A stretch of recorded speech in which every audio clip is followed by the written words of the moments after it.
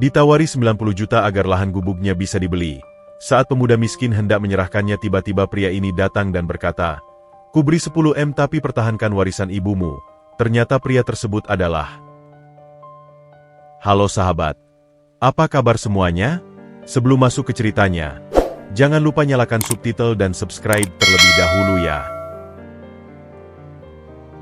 Kabut pagi masih menggantung malas di atas desa Sriwodari, menyelubungi pepohonan dan atap-atap rumah dengan selimut keabu-abuan.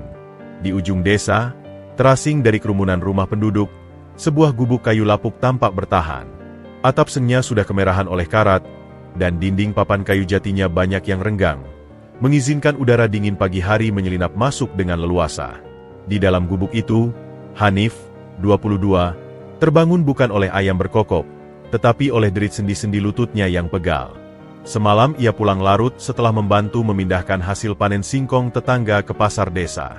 Upah Rp10.000 yang ia terima terasa berat di saku celana jeansnya yang sudah tipis. Ia bangkit dari dipan bambu, merogoh korek api untuk menyalakan kompor minyak tanah butut. Percikan api kecil itu menjadi satu-satunya sumber kehangatan di ruangan yang lembab. Matanya, yang masih sembab oleh kelelahan, jatuh pada selembar kertas yang tergulung rapi di atas meja kayu 3 kaki. Meja yang salah satu kakinya ia tambal dengan batu bata agar tidak oleng. Surat itu sudah 3 hari bersemayam di sana, seolah menunggu keputusannya. Dengan napas berat, ia kembali membuka gulungan kertas itu. Logo PT Bumi Makmur Sejahtera yang berwarna hijau dan emas terpampang megah di bagian atas, kontras dengan segala kesederhanaan di sekelilingnya. Kepada YTH, Bapak Hanif. Dengan hormat, sehubungan dengan rencana pembangunan fasilitas pengolahan hasil pertanian yang akan mendorong perekonomian desa, kami berminat untuk mengakuisisi lahan seluas 0,5 ha milik Bapak di Dusun Kerajaan, Desa Sriwodari. Sebagai bentuk kompensasi, kami menawarkan harga yang sangat kompetitif, yaitu senilai Rp90 juta. 90 juta rupiah. 7 kata itu berkedip-kedip di matanya. 90 juta rupiah. Angka yang baginya seperti sesuatu dari alam lain. Cukup untuk membayar semua utang ibunya dulu ke rentenir desa yang masih sesekali menagih. Cukup untuk membangun rumah batu kecil yang nyaman, tak perlu lagi ia menampung air hujan karena sumurnya keruh. Cukup untuk ia mendaftar kuliah di kota, impian yang sejak lama ia pendam di balik kenangan pahit ibunya yang sakit tak bisa berobat karena tak punya biaya. Cukup untuk menghapus gelar pemuda miskin yatim piatu yang selalu melekat di setiap perbincangan orang tentang dirinya. Namun, tangannya gemetar, bukan karena dingin, tapi karena bayangan wajah ibunya, Aliyah, muncul begitu jelas. Wanita itu, dengan tubuhnya yang semakin ringkih oleh kanker yang tak terdiagnosa, selalu duduk di ambang pintu gubuk ini, memandangi pohon mangga tua di halaman. "Jaga baik-baik tanah ini, Nak." Suara ibunya yang parau itu seolah bergema di telinganya, pada petang sebelum ia menghembuskan napas terakhir setahun lalu. "Ini bukan cuma tanah. Ini adalah tapak tilas kasih sayang kakek nenekmu, saksi tumbuh kembang ibu, dan sekarang, rumah untukmu. Jangan pernah kau lepaskan, apapun yang terjadi. Disinilah hidup kita bermula dan berakhir." Wasiat itu adalah beban sekaligus pedoman. Tapi hidup sehari-hari adalah guru yang kejam. Ubi di kebun belakang seringkali tak cukup untuk makan sebulan. Pekerjaan serabutan sebagai buruh angkut, kuli bangunan, atau pembersih kebun tak pernah stabil. Rasa lapar dan ketidakpastian adalah teman akrabnya. Dilema itu menggerogoti dari dalam. Di satu sisi, 90 juta adalah jembatan menuju kehidupan yang lebih terjamin, sebuah pelarian dari kemiskinan yang menjerat. Di sisi lain, menjual tanah berarti mengkhianati amanat ibunya, memutus satu-satunya ikatan fisik yang ia miliki dengan masa lalu yang penuh cinta, meski sederhana. Ia merasa seperti diadu domba oleh dua versi dirinya sendiri. Hanif yang ingin bertahan menghormati ibu, dan Hanif yang ingin survive. Di seberang jalan tanah, tersembunyi di balik rumpun bambu, seorang pria bertubuh tambun dengan kemeja lengan panjang terlipat sampai siku, Baskoro, 45, mengamati gubuk Hanif melalui kacamata hitamnya. Sebagai manajer lapangan PT Bumi Makmur, tugasnya jelas. Dapatkan lahan strategis yang berdekatan dengan jalan provinsi itu sebelum akhir bulan. Bonus yang dijanjikan atasannya membuat matanya berpendar. Ia melihat Hanif hanyalah seorang pemuda miskin dan tak berpendidikan, yang akan mudah dirayu oleh sekantung uang. "Bersiaplah," Anak muda, gumam Baskoro pada dirinya sendiri, sambil memencet-pencet kalkulator di ponselnya, menghitung kembali keuntungan pribadi yang akan ia peroleh. Hari ini atau besok, kau akan tanda tangan juga. Sementara itu, Hanif menatap kosong ke arah pohon mangga. Sebuah bunga mangga berwarna merah jambu pucat terlepas dari tangkainya dan terhembus angin masuk melalui celah dinding, mendarat di atas surat penawaran itu. Ia memungutnya dengan lembut. Seolah-olah ibunya mengirimkan tanda. Tanda untuk bertahan. Atau tanda untuk melepaskan? Perutnya keroncengan. Di lemari kayu yang bobot, hanya tersisa segenggam beras dan sebutir telur. Realita lebih keras daripada nostalgia. Dengan langkah gontai, ia berdiri, menyimpan surat itu kembali dengan hati-hati. Pertempuran dalam hatinya masih jauh dari selesai. Hari itu, ia harus mencari pekerjaan lagi.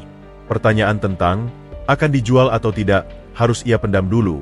Dibawa bersama derit keroncengan perut dan beratnya langkah kaki menyusuri jalan tanah menuju desa, meninggalkan gubuk dan pohon mangga yang seolah menatapnya dengan harap, menunggu keputusan yang akan menentukan takdir mereka semua.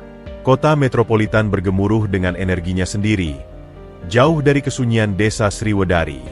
Di lantai tertinggi Menara Akmal, Pak Akmal, 55, duduk di belakang meja kerjanya yang terbuat dari kayu jati tua berukir halus. Dari ketinggian, ia bisa melihat kemajuan kota yang sebagian dibangun oleh perusahaannya. Namun, pandangannya kosong, tertembus oleh cakrawala beton dan kaca, menuju suatu tempat yang hanya ada dalam ingatannya. Sejak seminggu terakhir, ia dilanda kegelisahan yang tak biasa. Mimpinya selalu berulang.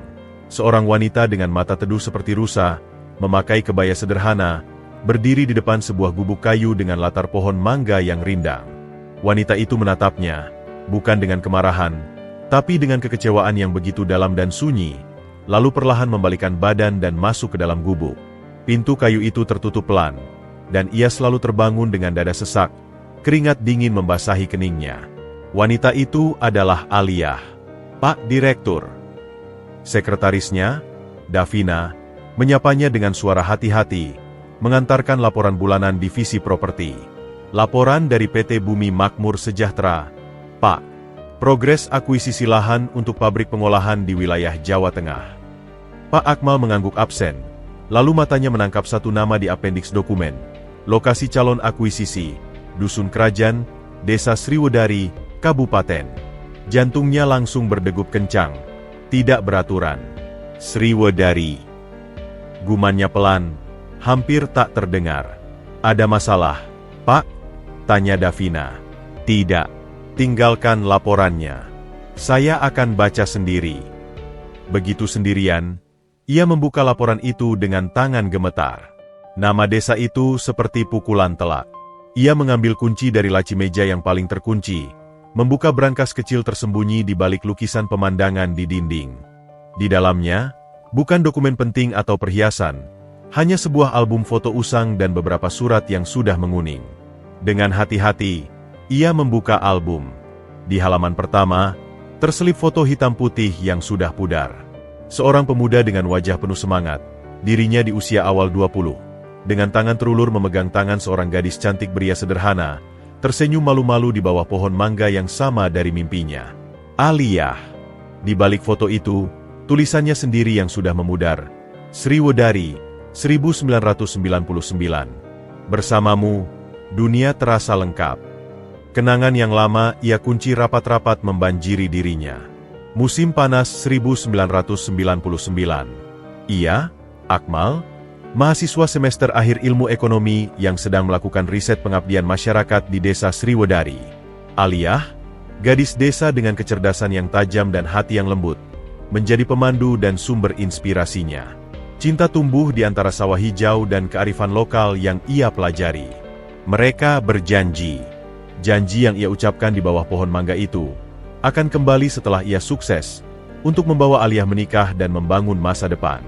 Tapi realita di kota lain cerita. Tekanan keluarga yang menginginkannya meneruskan usaha besar dan menikahi anak rekan bisnis, godaan tawaran kerja di perusahaan multinasional, dan ambisi pribadinya yang menggebu-gebu, perlahan-lahan mengikis janji itu.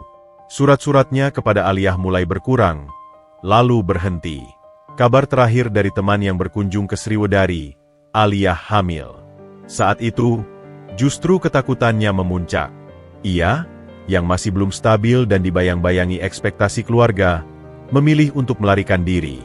Ia memutuskan semua komunikasi. Pernikahan yang diatur keluarga pun ia jalani, membangun kerajaan bisnis seperti yang diharapkan. Tapi rumah tangganya dingin dan tanpa keturunan, berakhir dengan perceraian yang sunyi beberapa tahun lalu. Ia baru berani mencari tahu tentang Aliyah setelah istri keduanya meninggal karena sakit 2 tahun lalu. Rasa bersalah yang terpendam itu akhirnya muncul menjadi tsunami. Penyelidikan yang ia lakukan diam-diam membawanya pada kabar pilu. Aliyah telah meninggal setahun sebelumnya, meninggalkan seorang anak laki-laki yang hidup sebatang kara. Ia terlalu terlambat. Dan sekarang, laporan ini. PT Bumi Makmur, salah satu anak perusahaannya yang ia urus dari jauh, nyaris membeli sebidang tanah yang adalah rumah bagi Aliyah dan anaknya. Anaknya. Dengan napas tersengal, ia melihat detail pemilik lahan di dokumen. Nama, Hanif. Usia, 22 tahun. Status, yatim piatu. Matematika waktu itu sederhana namun menghancurkan. Usia Hanif, dikurangi tahun ia meninggalkan Sriwedari. Hasilnya membuat seluruh tubuhnya gemetar. Ia menyenderkan kepalanya di atas meja, mencoba menahan gemuruh emosi yang mengamuk di dalam dadanya. Hanif. Ia berbisik pada ruangan yang megah namun terasa hampa. Anakku, di tanah yang kupenuhi janji palsu. Rasa bersalah itu bukan lagi bayangan. Ia telah menjadi monster nyata yang mengunyah-ngunyah jiwanya. Tanah itu bukan sekadar aset. Itu adalah situs kenangan terakhir akan cinta sejatinya, tempat di mana anaknya dibesarkan, dan saksi bisu pengkhianatannya. Dan sekarang, perusahaan miliknya sendiri hendak menghancurkannya, membayarnya dengan uang receh yang bagi Hanif mungkin adalah harapan palsu. Ia tidak bisa membiarkan ini terjadi. Tapi bagaimana caranya? Mengakui diri di depan anak yang pasti membencinya? Atau membatalkan proyek diam-diam? Pilihan manapun terasa penuh dengan duri. Pak Akmal menatap foto lama itu lagi. Mata Aliyah yang teduh seolah menatapnya langsung, menuntut pertanggungjawaban. Ia menutup album dengan pelan. Tekad mulai mengkristal di balik kesedihan yang mendalam. Ia harus pergi ke Sriwedari. Ia harus melihat dengan matanya sendiri. Ia harus, setidaknya, mencegah kesalahan yang lebih besar lagi. Mungkin sudah terlambat untuk menjadi ayah, tapi tidak terlambat untuk memperbaiki salah satu dari banyak kesalahannya. Ia menekan tombol interkom. Davina, batalkan semua jadwal saya untuk 3 hari ke depan. Saya ada urusan penting yang harus diselesaikan di luar kota. Matahari Sriwedari keesokan harinya terasa terik dan menusuk, seolah menyengat kulit Hanif yang mulai mengering oleh terpaan angin dan debu. Sisa-sisa kabut pagi telah lenyap, digantikan oleh keheningan yang terasa lebih menindas daripada sunyi. Surat penawaran 90 juta itu masih tergeletak di meja, tetapi sekarang ia tidak lagi sendirian memikul beban itu. Pukul 8 pagi, Baskoro sudah datang. Kali ini, bukan sendirian. Ia membawa tim sosialisasi dari PT Bumi Makmur. 2 orang muda berkemeja rapi yang membawa brosur warna-warni berisi gambar pabrik modern dan grafik kenaikan pendapatan.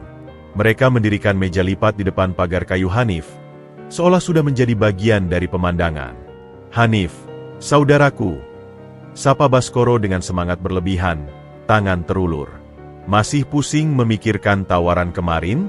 Ini, biar saya jelaskan lebih detail manfaatnya untuk warga dan terutama untuk kamu. Hanif, yang baru saja akan pergi mencari pekerjaan memangkas rumput di kebun Pak Lurah, terpaksa mengurungkan niatnya. Ia mendengarkan dengan setengah hati sementara Baskoro membeberkan iming-iming. Gak cuma 90 juta tunai, Han. Nanti pabrik berdiri, kamu pasti kami prioritaskan jadi staf. Gaji tetap, bisa naik pangkat, masa depan terjamin. Tapi kata-kata Baskoro hanya lalu lalang di telinga Hanif. Matanya tertuju pada salah satu brosur yang bergambar aliran sungai jernih di dekat pabrik. Sungai itu bukan sungai asli Sriwedari. Sungai di desanya sudah keruh oleh limbah pertanian dari desa sebelah. Ini semua terlalu bagus untuk menjadi kenyataan. Maaf, Pak Baskoro, potong Hanif dengan suara datar. Saya butuh waktu. Ini tanah warisan ibu saya. Baskoro tersenyum, tapi matanya tak bersinar. Memang, saya mengerti. Tapi lihat sekeliling, Hanif. Ia melambaikan tangannya ke arah gubuk yang reot. Warisan itu harusnya membawa berkah, bukan beban. Ibu kamu pasti ingin kamu hidup lebih baik, kan? Daripada terpaksa jual karena keadaan, lebih baik jual dengan harga baik seperti sekarang. Kalimat itu seperti sabetan di hati Hanif. Ia membisu. Baskoro menangkap keraguannya. Ia memberi isyarat pada anak buahnya. Salah satunya mengeluarkan amplop coklat kecil dari tas. Ini sebagai tanda jadi, Hanif. 5 juta dulu. Anggap saja bantuan untuk kebutuhan sehari-hari kamu. Kita urus administrasinya perlahan. Baskoro menyodorkan amplop itu. Hanif menatap amplop itu seperti melihat ular. Uang itu menggoda, sangat menggoda. Ia bisa membeli beras, telur, obat untuk sakit kepalanya yang mulai datang lagi, bahkan baju baru yang layak. Tapi mengambilnya berarti ia telah mengikat diri. Ia menggeleng pelan. Saya belum memutuskan, Pak. Saya tidak bisa terima ini. Wajah Baskoro berubah, dingin sebentar, sebelum kembali tersenyum tipis. Baik, baik. Saya hargai kehati-hatianmu. Tapi ingat, Hanif, tawaran ini tidak akan selamanya ada. Perusahaan punya target. Sepanjang hari itu, tekanan tidak hanya datang dari Baskoro. Berita tentang tawaran 90 juta pada Hanif, si anak miskin, sudah menyebar bak api di ladang kering. Saat Hanif akhirnya berhasil keluar untuk pergi ke kebun Pak Lurah, ia dicegat oleh Bu Siti, tetangga sebelah yang rumahnya lebih bagus. Hanif, dengar-dengar tanah lo mau dibeli pabrik, ya? Tanya Bu Siti, matanya berbinar. Kalau jadi, kita-kita di sini bisa dapat kerja, kan? Anak saya yang lulusan SMA susah cari kerja nih. Jadi buruh pabrik juga gak apa-apa. Belum pasti, Bu, jawab Hanif singkat. Iya, tapi lo harus mikirin tetangga juga dong. Jangan egois. Hidup lo aja susah. Ngapain pertahankan tanah gersang itu? Mending uangnya buat modal hidup. Egois. Kata itu menyakitkan. Ia berjalan cepat, menghindari tatapan dan bisikan yang mulai ramai. Di warung kopi depan balai desa, sekumpulan bapak-bapak sedang asyik mengobrol. Suara mereka terdengar jelas. Katanya si Hanif nolak tawaran 90 juta. Bodoh kali ya? Gubuk doang itu. Emang anak itu aneh. Dari kecil pendiam, suka melamun di kuburan emaknya. Mungkin dia tunggu harga naik, atau mau jadi tuan tanah kecil-kecilan. Tapi kata Kepala Suroto, tanah di wilayah situ rencananya mau dibangun jalan tembus. Kalau nggak dijual sekarang, nanti bisa kena gusur cuma dapat ganti rugi dikit. Gosip tentang jalan tembus dan gusur itu baru bagi Hanif. Dadanya sesak. Apakah Baskoro yang menyebarkan isu ini? Atau benar ada rencana pemerintah? Ketidakpastian itu membuatnya semakin cemas. Jika benar akan digusur dengan ganti rugi kecil, lebih baik ia menjual sekarang dengan harga tinggi. Tapi jika isu itu hanya akal-akalan Baskoro, maka ia akan tertipu. Sore hari, badannya mulai menggigil. Kepalanya pusing dan sendi-sendinya sakit. Gejala tipes yang pernah ia derita dulu mulai kambuh. Kelelahan, tekanan mental, dan gizi yang buruk sedang menuntut bayaran. Ia terpaksa pulang lebih awal, hanya membawa upah 20.000 dari pekerjaan memangkas rumput yang belum selesai. Saat ia merebahkan diri di depan, batuk-batuk, Baskoro muncul lagi di pintu. Kali ini, tanpa senyum. Hanif, saya dapat kabar dari kantor. Deadline kami maju. Keputusan harus diambil besok pagi. Jika tidak, kami akan menarik tawaran dan mungkin pindah ke lahan lain di desa sebelah. Itu adalah kebohongan yang licik. Ini kesempatan terakhirmu. Semua tetangga sudah menunggu keputusanmu. Jangan sia-siakan. Baskoro meletakkan berkas-berkas baru di atas meja. Draft perjanjian jual beli yang sudah diisi, tinggal tanda tangan. Pikirkan baik-baik. Hidupmu yang susah, atau tanah kosong ini. Setelah Baskoro pergi, Hanif terduduk lemah di lantai. Punggungnya bersandar pada dinding kayu yang dingin. Ia melihat ke sekeliling gubuk yang gelap. Bau tanah lembab, kayu lapuk, dan kenangan ibunya memenuhi ruangan. Ia melihat ke arah kompor minyak tanah yang sudah dingin, ke panci berkarat yang kosong. Tubuhnya menggigil semakin hebat. Air matanya, yang ia tahan sejak pagi, akhirnya menetes. Ia menangis bukan karena sakit fisik, tapi karena ketidakberdayaan. Ia merasa seperti perahu kayu kecil yang dihantam ombak besar dari segala arah. Baskoro dengan tipu muslihatnya, tetangga dengan ekspektasi mereka, kemiskinan yang tak henti menjerat, dan hantu pengkhianatan pada wasiat ibunya. "Maafkan aku, Ibu," ia berbisik sendirian. Suaranya parau oleh tangis dan demam. "Aku lelah. Mungkin mereka benar. Aku egois. Aku harus melepas ini." Keputusannya hampir bulat. Dalam keadaan separuh sadar, demam mulai merayap tinggi. Ia merangkak ke meja. Jarum jam menunjukkan pukul 9 malam. Esok pagi, ia akan menandatangani surat itu. Esok pagi, ia akan menjual kenangan terakhirnya untuk secercah harapan masa depan yang samar. Ia meraih pulpen yang biasa dipakai ibunya mencatat hutang, satu-satunya benda berharga selain tanah itu. Tangannya gemetar tak karuan saat ia meletakkannya di samping berkas. Malam itu, di tengah demam yang membakar, Hanif memanggil-manggil nama ibunya dalam tidurnya yang gelisah. Ia tidak tahu bahwa di luar desa, di sebuah penginapan sederhana di kota kecamatan, seorang pria berusia 55 tahun juga tak bisa tidur, memandangi foto lama dengan mata berkaca-kaca, bersiap untuk datang dan mengacaukan semua rencana yang telah disusun Baskoro. Pertempuran untuk sebidang tanah warisan akan segera memasuki babak yang sama sekali tak terduga. Fajar belum sepenuhnya menyibak gelap ketika demam Hanif mencapai puncaknya. Keringat dingin membasahi baju lusuhnya yang sudah 2 hari tak diganti. Di tengah mimpinya yang kacau, ia melihat ibunya sedang menanak nasi di dapur kayu, tersenyum lembut. "Ibu jangan pergi," rintihnya.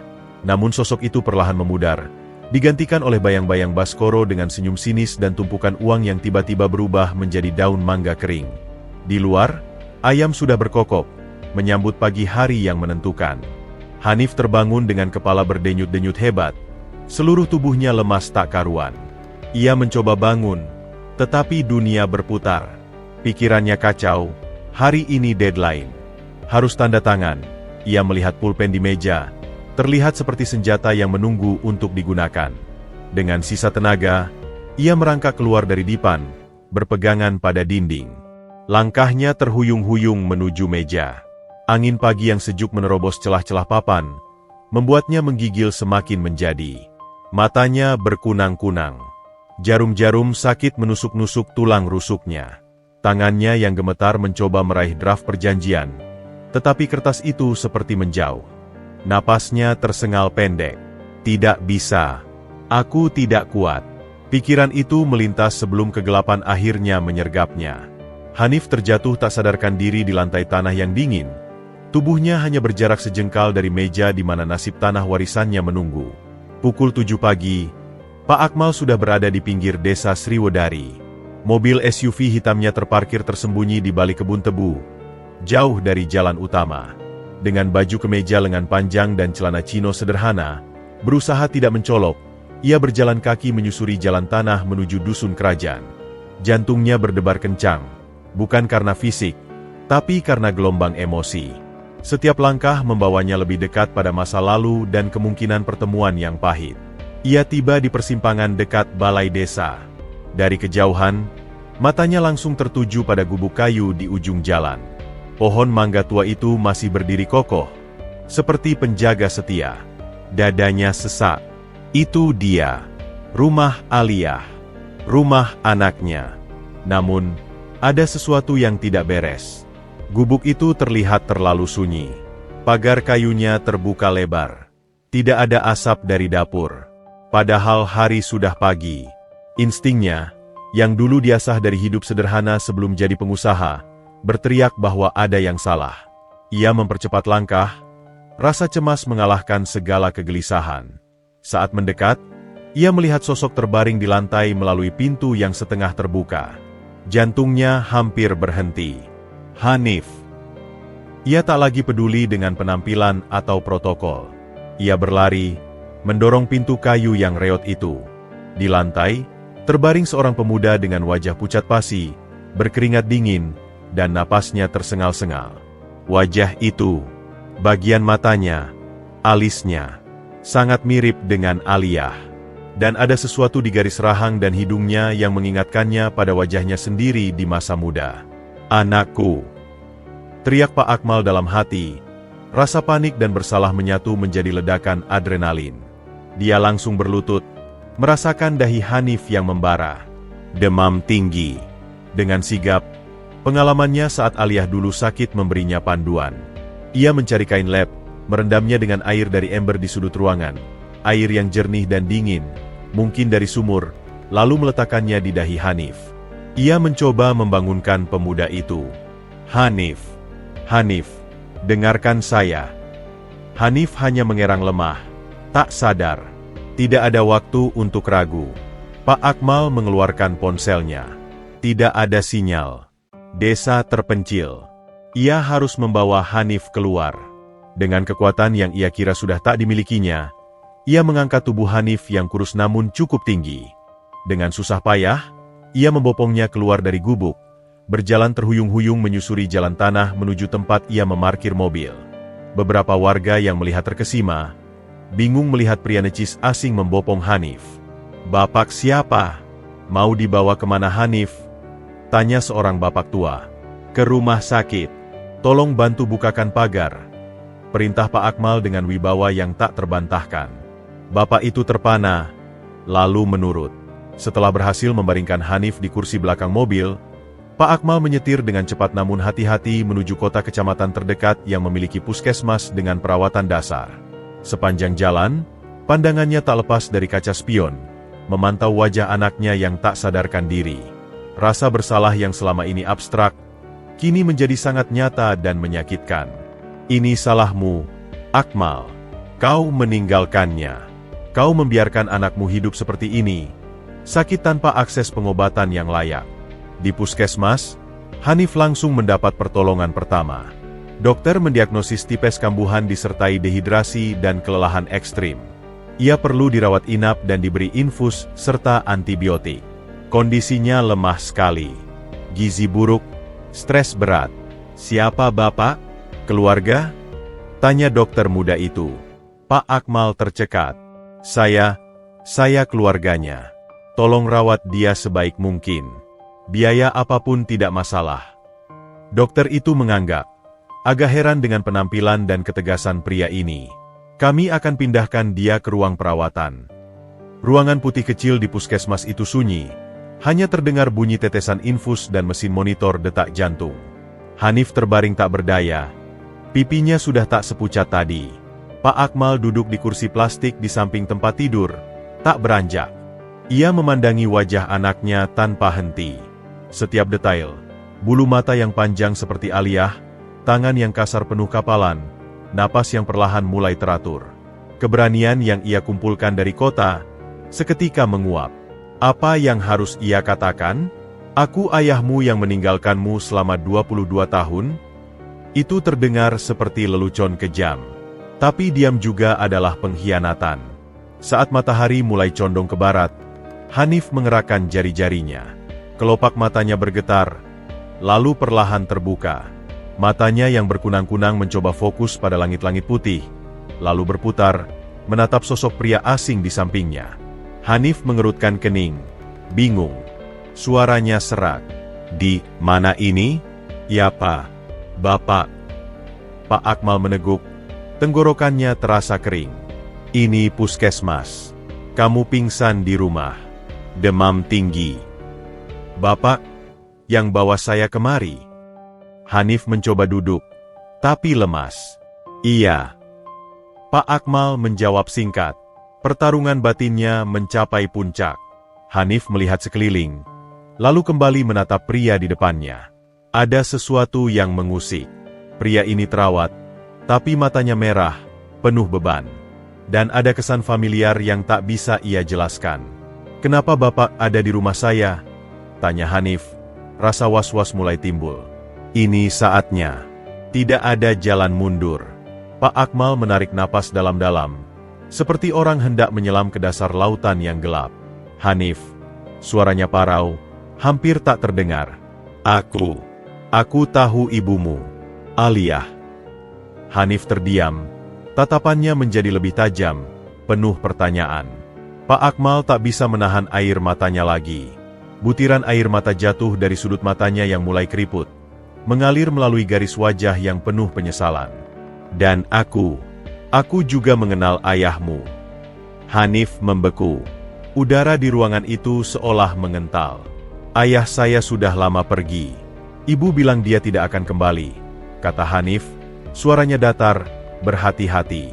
Pak Akmal mengangguk pelan, menundukkan kepalanya. Ia tak sanggup menatap mata anaknya. "Ayahmu itu adalah orang yang pengecut, Hanif. Orang yang terperangkap ambisi dan ketakutan, yang meninggalkan wanita terbaik dalam hidupnya dan anak yang belum lahir, karena takut akan tanggung jawab dan tekanan dunia."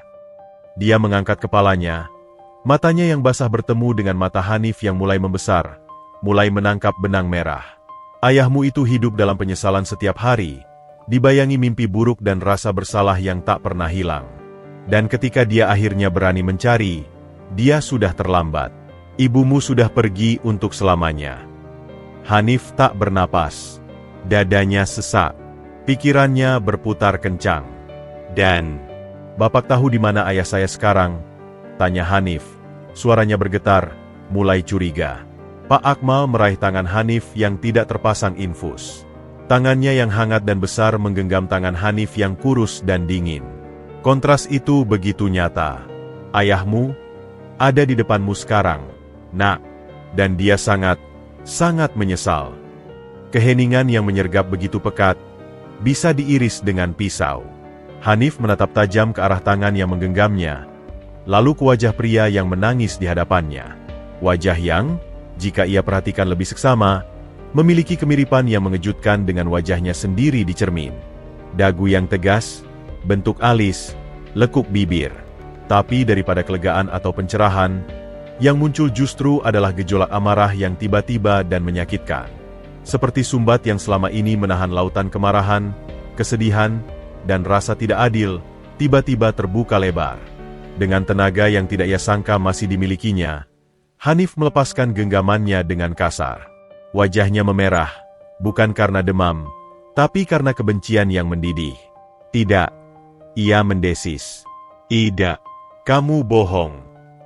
"Hanif, Nak, dengarkan." "Dengarkan apa?" potong Hanif, suaranya pecah.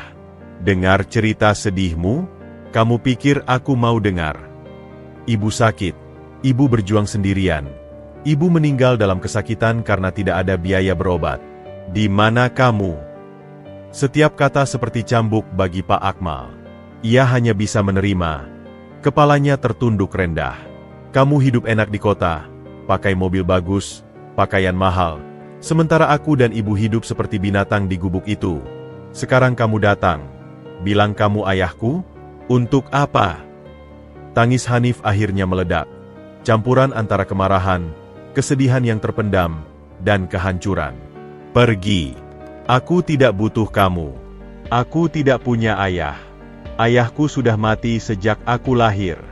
Pergi dari sini." Teriakan Hanif mengguncang ruangan kecil itu. Seorang perawat bergegas masuk, melihat situasi yang tegang. "Pasien harus istirahat, tidak boleh stres," tegur perawat itu pada Pak Akmal. Pak Akmal bangkit. Tubuhnya seperti lumpuh oleh rasa sakit yang tak tertahankan. Ia memandangi anaknya yang sedang terseduh-seduh. Tubuhnya terguncang oleh tangisan yang tak terbendung. Ia tahu ini konsekuensinya. Ia pantas menerima ini, dan lebih dari ini. "Iya, saya pergi," bisiknya. Suaranya hancur. "Tapi tolong, biarkan saya membiayai perawatanmu. Itu saja." "Aku tidak mau uangmu," jerit Hanif, melempar bantal ke arahnya. "Pergi." Dengan langkah berat, hati yang remuk redam, Pak Akmal keluar dari ruangan. Ia berhenti di balik pintu, mendengar isak tangis anaknya yang menyayat hati. Ia bersandar di dinding, menutupi wajah dengan kedua tangan. Rencana awalnya, untuk memperbaiki, untuk menjelaskan, gagal total. Ia baru saja melukai anaknya lebih dalam. Namun, di balik rasa sakit itu, ada satu tekad yang mengeras. Ia tidak akan membiarkan Baskoro dan perusahaannya menyentuh tanah itu. Ia tidak akan membiarkan anaknya kehilangan satu-satunya hal yang masih ia miliki. Jika ia tidak bisa menjadi ayah, setidaknya ia bisa menjadi pelindung dari bayang-bayang. Di dalam ruangan, Hanif menarik selimut hingga menutupi kepalanya, mencoba meredam tangisnya. Dunianya yang sudah rapuh, kini benar-benar hancur berantakan. Satu-satunya kebenaran yang ia pegang, bahwa ia yatim piatu, kini diguncang oleh kehadiran pria yang mengaku sebagai ayahnya. Seorang ayah yang datang 22 tahun terlambat. Dan di balik semua kemarahan itu, terselip pertanyaan yang membuatnya semakin sakit. Kalau dia benar ayahku, kenapa dia meninggalkan kita? Kenapa baru sekarang? Pertanyaan yang, untuk saat ini, tak akan terjawab. Pertempuran antara darah dan luka hati baru saja dimulai. Kesunyian di kamar perawatan puskesmas itu seperti kuburan. Isak tangis Hanif perlahan mereda, berubah menjadi getaran-getaran halus di bahunya yang kurus. Tubuhnya masih terasa ringkih, tapi kemarahan yang meledak tadi telah menyisakan kelelahan yang lebih dalam, kelelahan jiwa. Di balik selimut yang menutupi kepalanya, dunia terasa sempit dan gelap. Pikiran-pikiran liar saling tabrak. Wajah pria yang mengaku sebagai ayahnya itu, Pak Akmal, terus muncul. Sorot matanya yang penuh penyesalan, tangannya yang hangat, tangisannya yang tulus. Tapi di sisi lain, ada bayangan ibunya, Aliyah, duduk di tepi dipan dengan wajah pucat karena sakit, menyanyikan lagu-lagu desa dengan suara yang semakin lirih.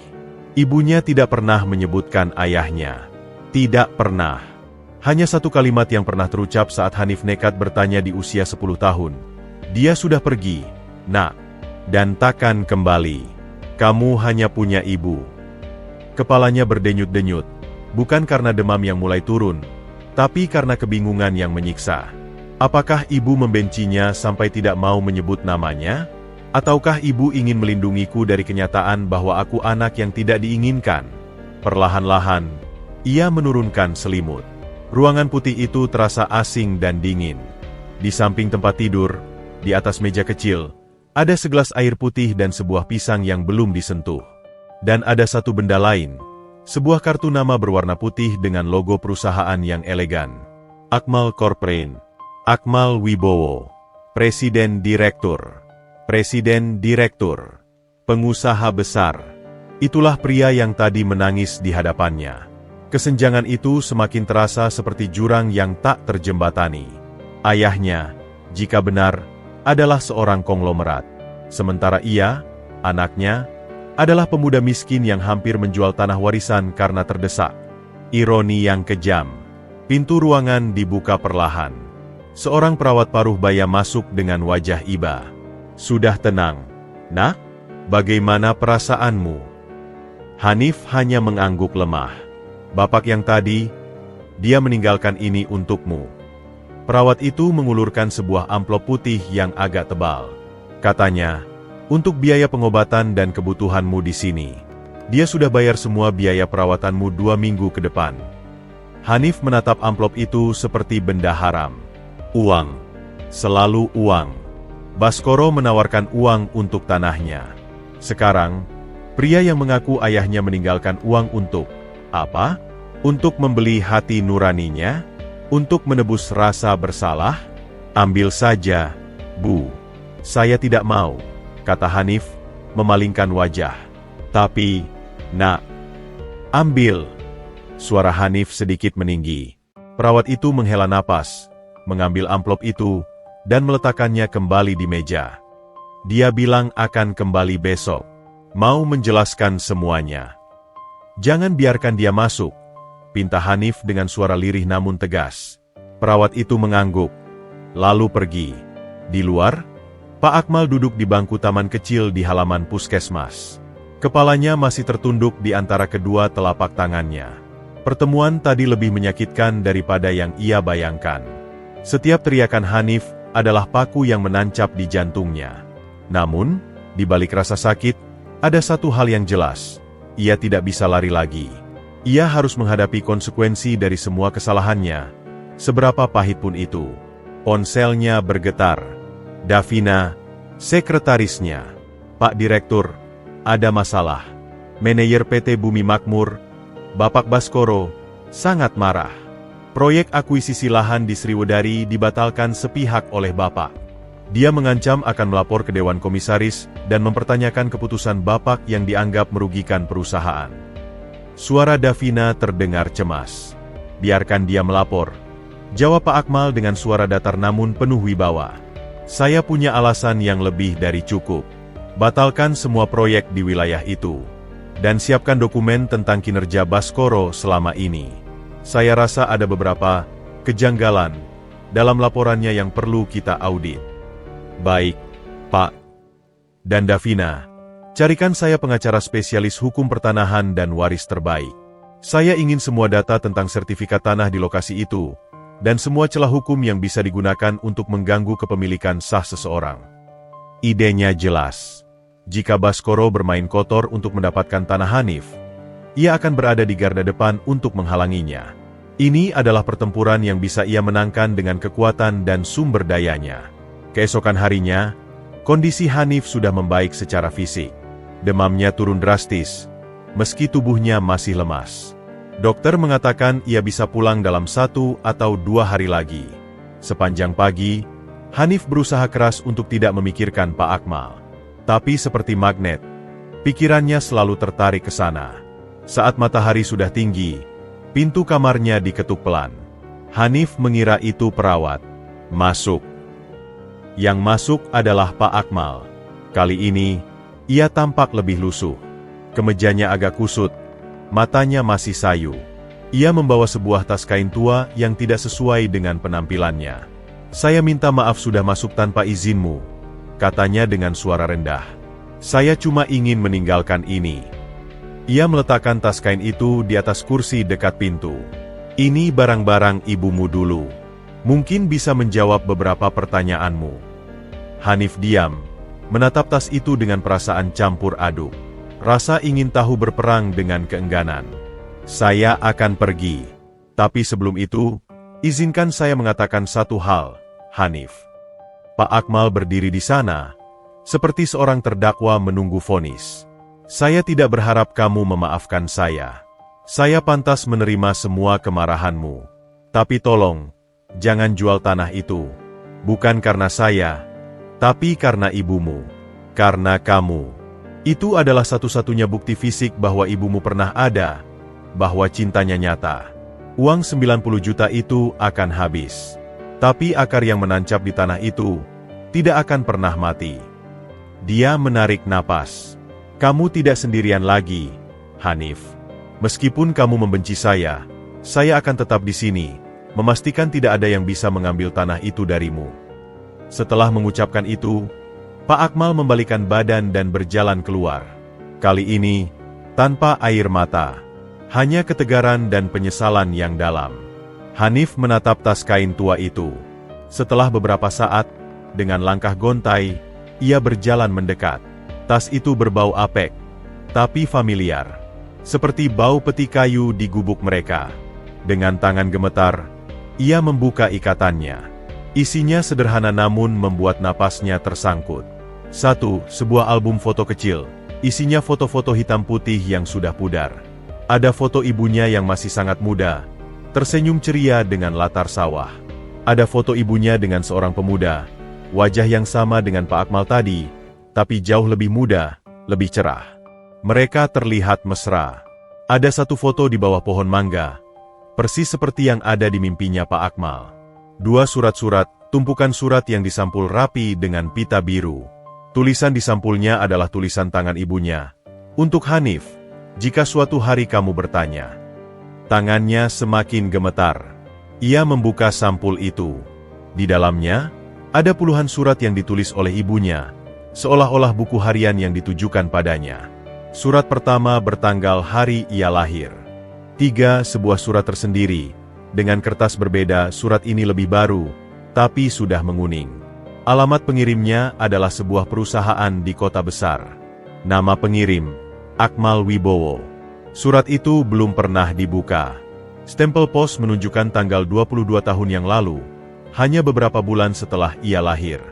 Hanif memilih membaca surat dari Pak Akmal itu terlebih dahulu. Dengan hati berdebar, ia membukanya. Yang tercinta Aliyah, surat ini mungkin sudah terlambat. Mungkin kau sudah membenciku sepenuhnya. Aku tidak tahu harus mulai dari mana untuk meminta maaf. Kata-kata terasa kosong dibandingkan kesalahanku yang begitu besar. Aku tahu tentang Hanif. Temanku yang pulang dari Sriwedari memberitahuku. Dia bilang kau melahirkannya dengan selamat. Bahwa dia sehat. Aku menangis. Ali. Menangis karena rasa bahagia yang tak kumiliki hak untuk rasakan. Dan karena rasa bersalah yang menyiksa. Aku sedang berusaha. Berusaha memberanikan diri. Berusaha melawan keluargaku. Berusaha mengumpulkan keberanian untuk datang. Untuk bertanggung jawab. Ini bukan janji kosong lagi. Aku kirimkan surat ini bersama sedikit uang. Tolong terima. Untuk Hanif. Untukmu. Aku akan datang. Ali. Aku janji. Tunggu aku. Dengan semua penyesalan dan cinta yang tersisa. Akmal. Surat itu tidak pernah sampai. Atau, lebih mungkin, keluarga ibunya, kakek neneknya yang sudah meninggal sebelum ia lahir, tidak mengizinkan surat itu diberikan pada ibunya. Atau mungkin ibunya sendiri yang menolak. Hanif tak tahu. Dengan air mata yang mulai menggenang, ia mengambil satu surat dari berkas surat ibunya. Ia membuka yang bertanggal di hari ulang tahunnya yang pertama. Anakku Hanif yang cantik, hari ini kamu genap 1 tahun. Kamu sudah mulai belajar berjalan, meski masih sering terjatuh. Setiap kamu terjatuh, ibu ingin sekali ada tangan lain yang membantu mengangkatmu selain tangan ibu. Tapi ibu kuat, nak. Untukmu. Kamu mungkin akan bertanya tentang ayahmu suatu hari nanti. Ibu akan ceritakan. Dia bukan orang jahat, Hanif. Dia orang baik yang tersesat oleh pilihannya sendiri. Dia mencintai kita, dalam caranya. Tapi cinta saja tak cukup ketika ketakutan dan ambisi lebih kuat. Ibu memilih untuk tidak mencarinya, untuk tidak memaksanya. Karena ibu yakin, jika suatu hari dia kembali, itu harus karena kesadarannya sendiri, bukan karena paksaan atau rasa kasihan. Ibu mencintaimu lebih dari segalanya. Kamu adalah bukti cinta kami, sekaligus pengingat betapa rapuhnya manusia. Jangan pernah benci dia, nak. Sedih boleh. Kecewa boleh, tapi benci hanya akan membebanimu. Hidupmu terlalu berharga untuk dibebani rasa benci. Ibu berdoa, suatu hari, kamu akan mengerti. Ibu. Air mata Hanif jatuh tanpa henti, membasahi kertas surat yang sudah rapuh. Surat demi surat ia baca. Dalam setiap surat, ibunya bercerita tentang tumbuh kembangnya, tentang harapan, tentang perjuangan, dan tentang pengampunan. Tidak ada satupun kata kebencian terhadap ayahnya. Hanya penerimaan, kesedihan, dan sebuah harapan samar.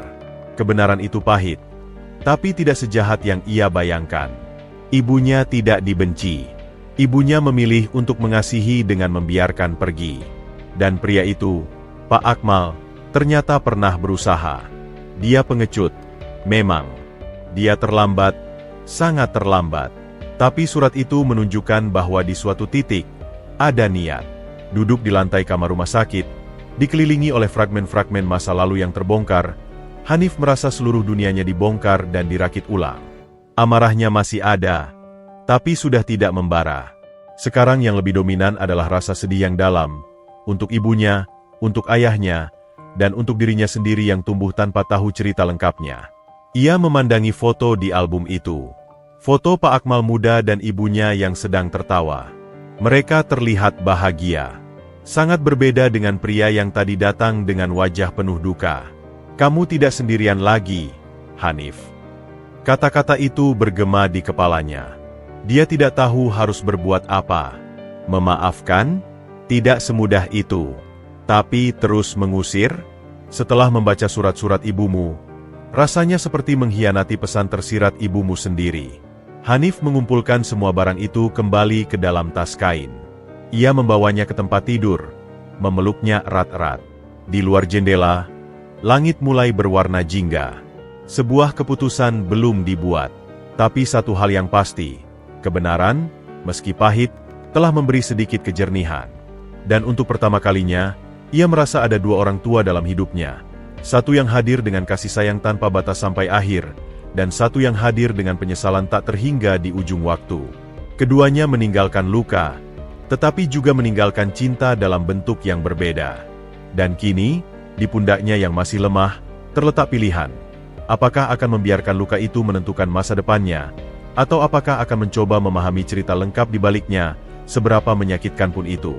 Pulang dari puskesmas, tubuh Hanif terasa ringan namun jiwanya terbebani. Tas kain berisi surat-surat dan foto itu, ia peluk erat seperti pelampung di tengah lautan yang bergelora.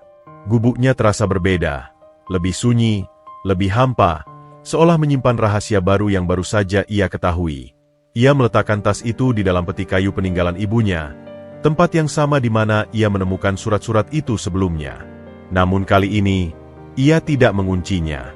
Seolah dengan membiarkannya terbuka, ia juga membiarkan dirinya mempertimbangkan untuk menerima kenyataan yang ada di dalamnya. Di sisi lain kota, di kantor pusat Akmal Corp, sebuah badai diam-diam sedang dipicu. Pak Akmal telah kembali dengan tekad yang membaja. Langkah pertama, memanggil Direktur Utama PT Bumi Makmur, Handoko, dan manajernya, Baskoro, untuk sebuah rapat dadakan. Ruang rapat di lantai 25 berhawa dingin, namun udara di dalamnya tegang. Baskoro duduk dengan keringat dingai membasahi kerah kemejanya. Dia sudah mendengar kabar tentang pembatalan sepihak proyek Sriwedari. Penjelasan, Pak Akmal, tanya Handoko, mencoba tetap profesional. Proyek itu sudah masuk dalam rencana kerja dan anggaran tahunan. Pembatalan mendadak akan merugikan perusahaan, belum lagi komitmen dengan pemasok dan kontraktor. Pak Akmal duduk tegak di ujung meja. Wajahnya dingin, tatapannya tajam. Proyek itu dibatalkan karena alasan strategis dan etis. Lahan yang hendak kita akuisisi ternyata memiliki nilai historis dan emosional yang tinggi bagi pemiliknya, seorang pemuda yatim piatu. Akuisisi kita berpotensi mengeksploitasi ketidakberdayanya. Baskoro tak bisa menahan diri. Dengan segala hormat, Pak Direktur, itu bukan urusan perusahaan. Kami menawarkan harga yang sangat kompetitif, bahkan di atas harga pasar. Si pemuda itu miskin. 90 juta itu rezeki nomplok baginya. Kami justru membantu. Membantu? Suara Pak Akmal rendah namun penuh sengatan. Dengan menyebarkan isu tentang gusur dan jalan tembus? Dengan memberi deadline semena-mena? Dengan menekan seorang anak yang sedang sakit? Itu cara kerjamu, Baskoro. Baskoro pucat. Saya tidak. Saya sudah dapatkan informasi lengkap. Pak Akmal melemparkan sebuah berkas tipis ke tengah meja. Laporan dari sumber di desa. Semua taktik tekananmu terdokumentasi dengan baik. Itu bukan cara Akmal Corp berbisnis. Handoko melihat situasi dengan cemas. Baik, mungkin memang ada kekeliruan dalam pendekatan. Tapi masalahnya, kita sudah terlanjur mengalokasikan dana. Lahan di Sriwedari itu strategis. Apakah ada solusi lain? Misalnya, tawarkan harga yang lebih tinggi. Tidak, jawab Pak Akmal tegas. Proyek di wilayah itu dibatalkan permanen. Carilah lahan alternatif. Dan untuk Baskoro, ia menatap langsung pria itu yang kini berkeringat deras. Saya meminta pengunduran diri Anda. Atau, kita akan lanjutkan dengan audit menyeluruh terhadap semua proyek yang Anda tangani selama ini. Pilihan ada di Anda. Pemecatan itu telak. Baskoro keluar dari ruangan dengan wajah merah padam dan mata yang menyala-nyala penuh kebencian. Ia tidak hanya kehilangan pekerjaan dan bonus besar, tapi juga muka. Dan semua itu karena seorang pemuda yatim piatu dan campur tangan tak terduga dari Direktur Utama. Di Sriwedari, kabar pembatalan proyek menyebar cepat, menimbulkan kekecewaan di antara warga yang sudah berharap akan lapangan kerja baru. Beberapa tetangga yang dulu mendesak Hanif, kini malah menyalahkannya. Gara-gara kamu nggak mau jual, sekarang proyeknya batal. Kita semua jadi nggak dapat apa-apa, gerutu seorang bapak di warung kopi. Hanif mendengarnya dari kejauhan, tapi ia tak bereaksi. Pikirannya sedang di tempat lain. Pembatalan proyek itu pasti ulah Pak Akmal. Sikap pelindung yang dijanjikan pria itu ternyata nyata, Meski caranya terasa seperti intervensi dari langit, tanpa bertanya padanya dulu. Ia merasa diatur. Sekali lagi, hari-hari berikutnya, Hanif mencoba kembali ke rutinitasnya. Tapi rutinitas itu kini terasa seperti topeng. Ia mencoba membuka kembali surat-surat ibunya, membaca sedikit demi sedikit. Setiap kata dari ibunya seperti pelan-pelan melunakkan tembok kemarahannya. Tapi setiap kali ia hampir merasa bisa memahami, bayangan ibunya yang sakit dan miskin muncul, dan kemarahannya pada Pak Akmal kembali menyala.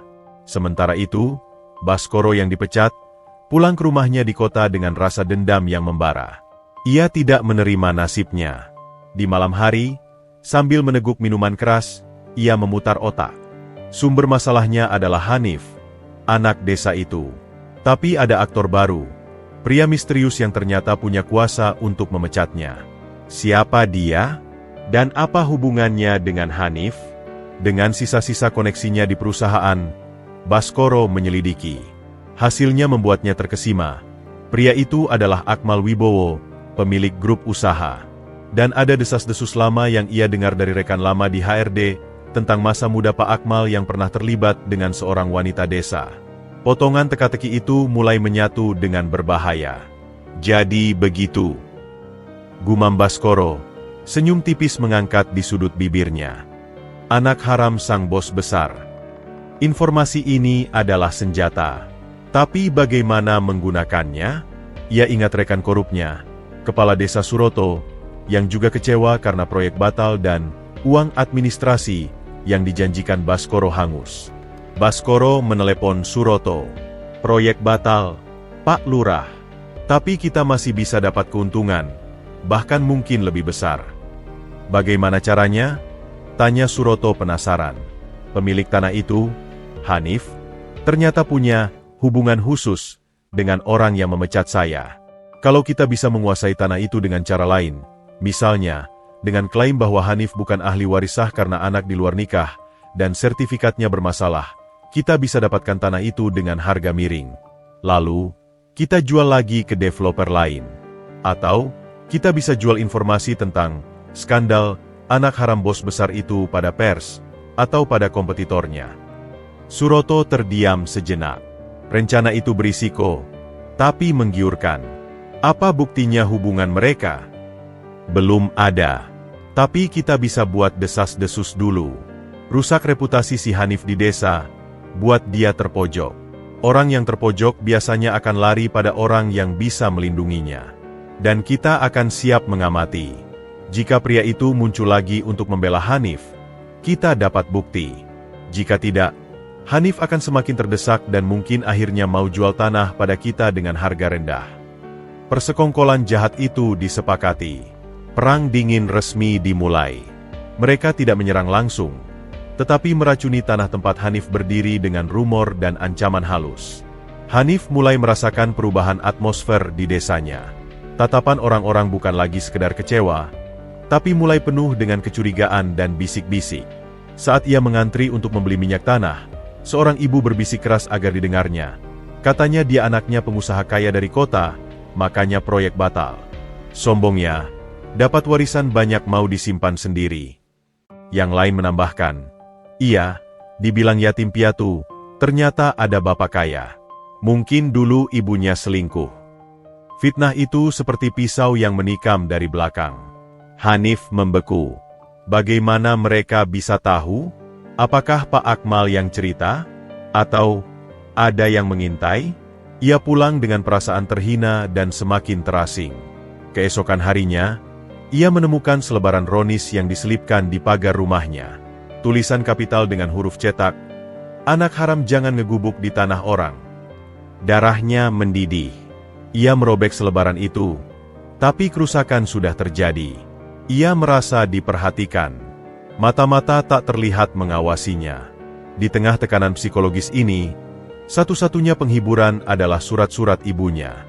Malam itu, dengan lampu minyak tanah, ia membaca surat terakhir ibunya, yang ditulis seminggu sebelum meninggal.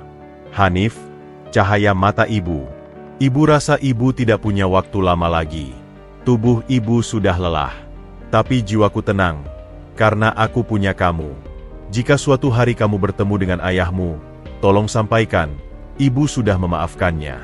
Dan ibu berharap kamu juga bisa. Bukan untuk dia, tapi untuk dirimu sendiri. Kebencian itu beban. Kamu sudah cukup membawa beban kemiskinan dan kesendirian. Jangan tambah dengan kebencian. Pertahankan tanah kita. Disinilah ibu akan selalu bersamamu. Di setiap helai daun mangga, di setiap butir tanah.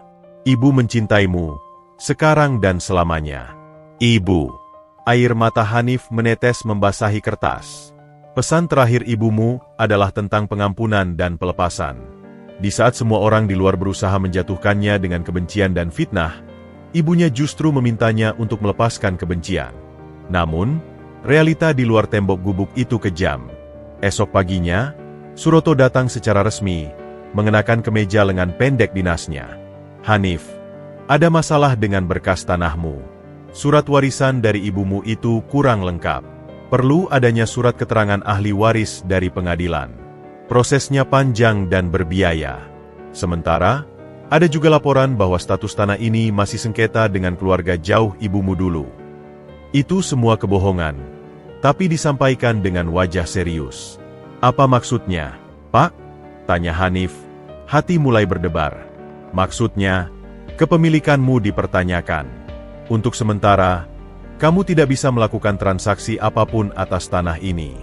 Dan jika nanti terbukti kamu bukan pemilik sah, kamu harus mengosongkan tanah ini.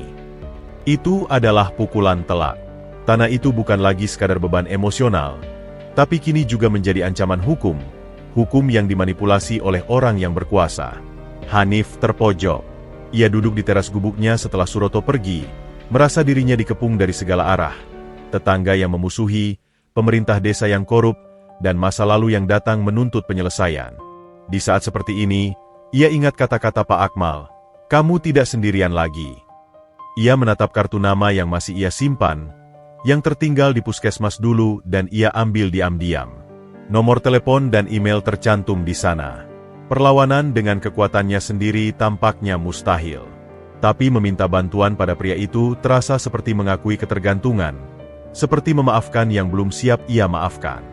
Malam itu, di bawah cahaya bulan purnama yang menerangi pohon mangga, Hanif memegang kartu nama itu.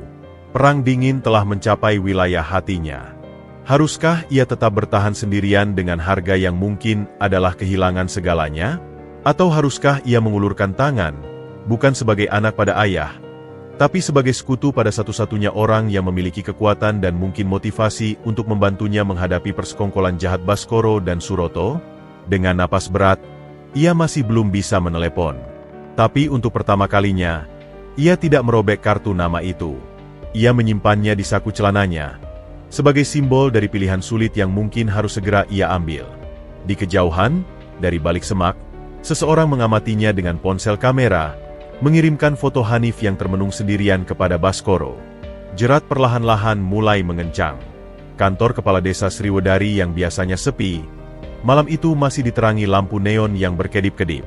Asap rokok kretek mengepul tebal, menciptakan kabut biru di ruangan yang dipenuhi peta buta dan tumpukan dokumen usang. Di balik meja kayu besar, kepala desa Suroto, 50, duduk membungkuk. Wajahnya disinari layar laptop yang menunjukkan dokumen hukum berbahasa Inggris yang ia tak pahami sepenuhnya. Di seberangnya, Baskoro, dengan kemejanya yang sudah lusuh dan mata merah penuh dendam, berbicara dengan suara rendah namun penuh intensitas. Jadi intinya, Pak Lurah, desis Baskoro, jarinya menunjuk layar. Tanah warisan yang dipegang Hanif itu bermasalah dari akar. Surat warisan dari almarhumah ibunya cuma surat biasa, tanpa notaris, tanpa pengesahan pengadilan. Itu artinya, secara hukum, itu cuma secari kertas tak bernilai. Suroto mengangguk pelan, matanya berbinar. Tapi ada sedikit keraguan. Tapi selama ini, sejak ibunya meninggal, Hanif yang menguasai tanah itu. Penguasaan fisik itu kuat. Soro. Penguasaan fisik bisa dipatahkan dengan klaim hukum yang lebih kuat. Baskoro menyeringai. Yang kita butuhkan adalah ahli waris lain yang muncul tiba-tiba. Ia memencet tombol, dan sebuah silsilah keluarga sederhana muncul. Menurut data yang saya dapat dari orang tua di desa, ibunya Hanif, Aliyah, punya saudara laki-laki yang merantau ke Kalimantan puluhan tahun lalu. Namanya Mulyadi. Kabarnya sudah lama tidak ada kontak, bahkan mungkin sudah meninggal. Lalu bagaimana? Mulyadi tidak punya anak, potong Suroto. Tepat. Baskoro menepuk meja. Tapi kita bisa menciptakan ahli waris. Ada kenalan saya di Kalimantan yang butuh uang. Dia bisa berpura-pura sebagai anak Mulyadi. Kita buatkan dokumen palsu, akta kelahiran, KTP, bahkan surat wasiat palsu dari Mulyadi yang mewariskan tanah pada anaknya ini. Rencana itu begitu licik, membuat Suroto terkesima sekaligus ngeri. Itu pemalsuan dokumen. Resikonya besar. Resiko besar, untung besar, goda Baskoro.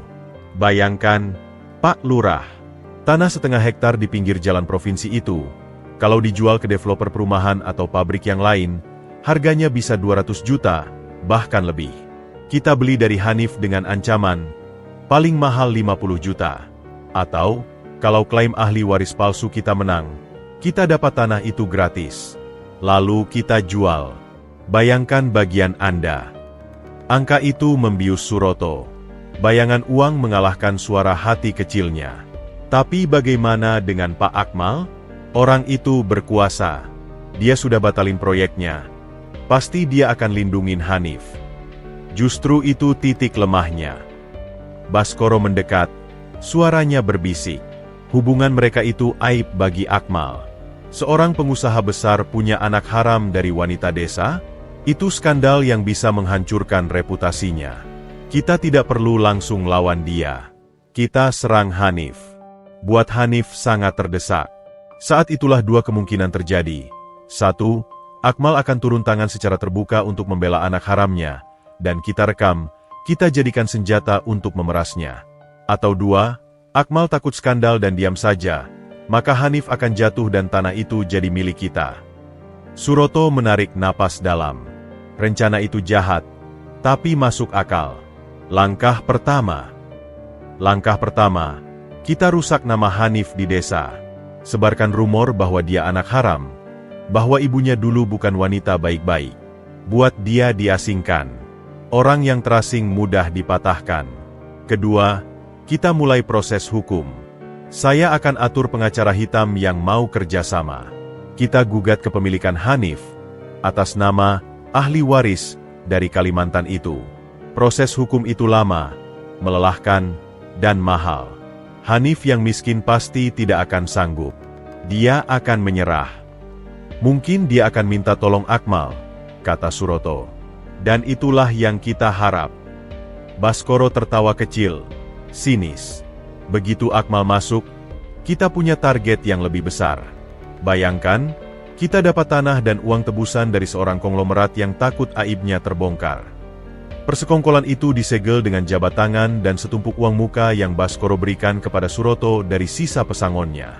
Perang dingin kini berubah menjadi konspirasi aktif, dengan senjata berupa fitnah, pemalsuan, dan hukum yang bisa dibeli.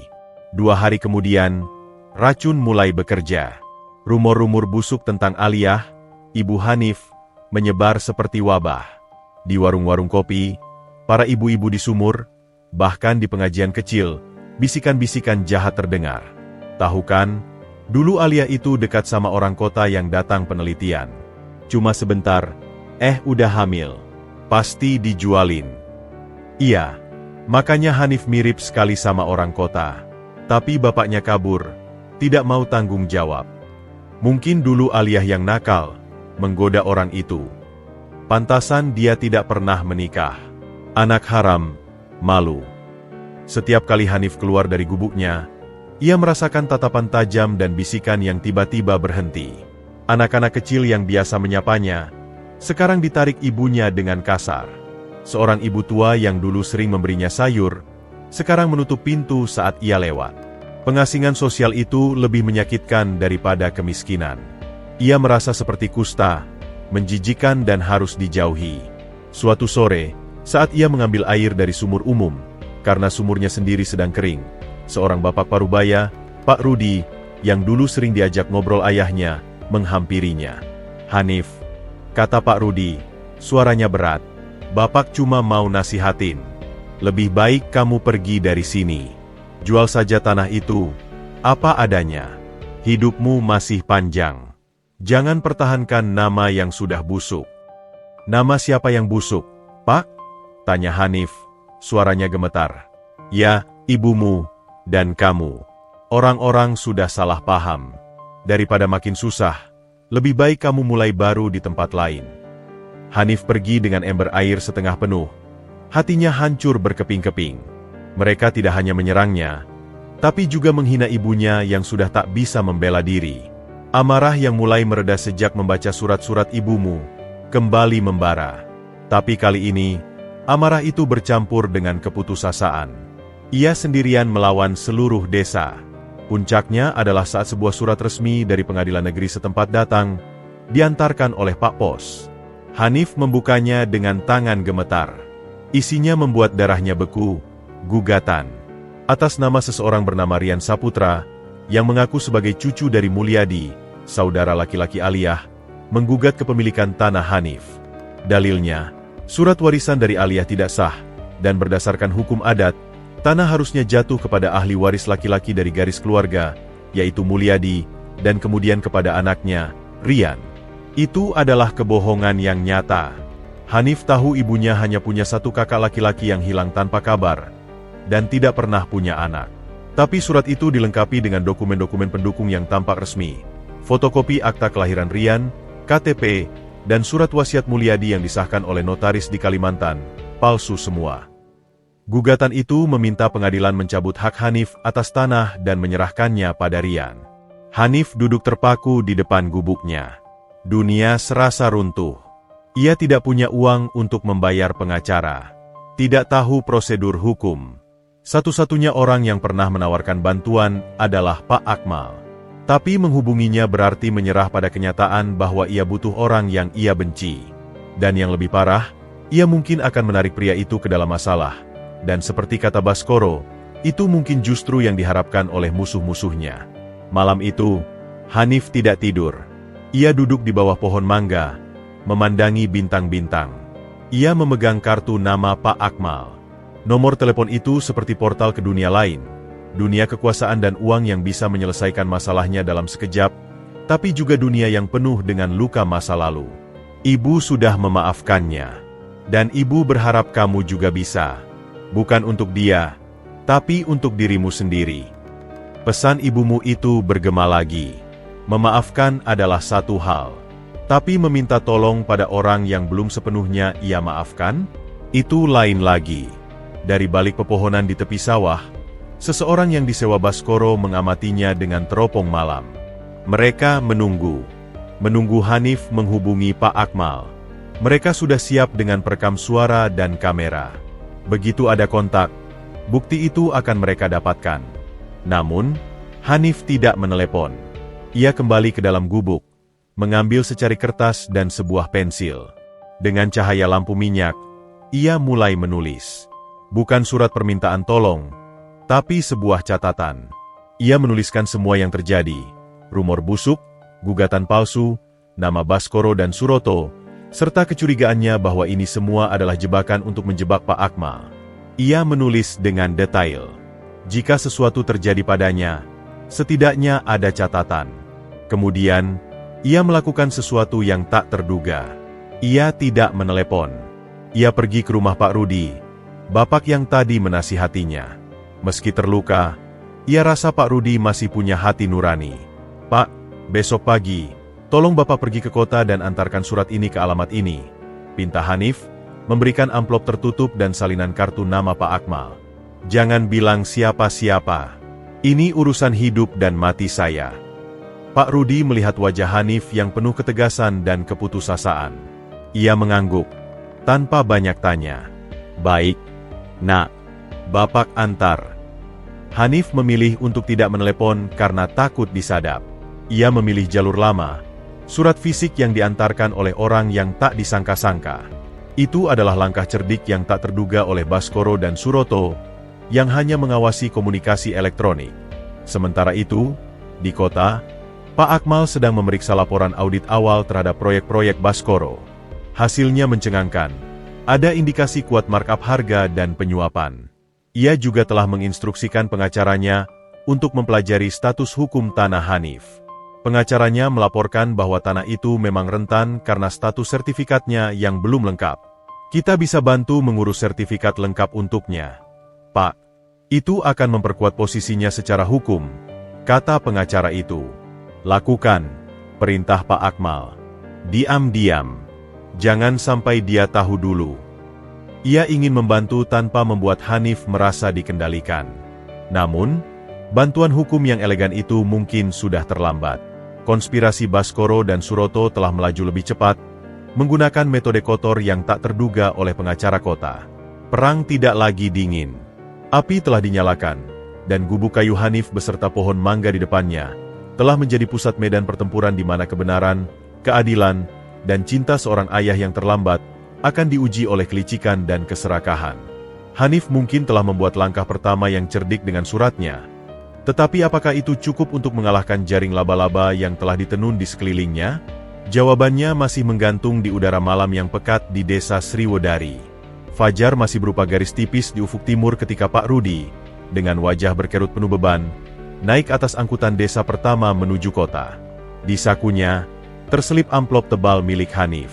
Ia tak banyak bicara, menjawab sapaan kondektur dengan anggukan singkat. Di hatinya, ada perasaan salah karena ikut menyebarkan gosip kemarin, dan ada pula rasa kasihan pada Hanif yang seperti anaknya sendiri terpojok. Sementara itu, di gubuknya, Hanif bangun dengan kepala yang lebih dingin, tapi beban yang tak kalah berat. Ia punya rencana. Jika ingin melawan klaim palsu Rian Saputra, ia butuh bukti kuat bahwa Mulyadi, paman dari ibunya itu, tidak punya anak. Ia perlu membuktikan bahwa surat wasiat itu palsu.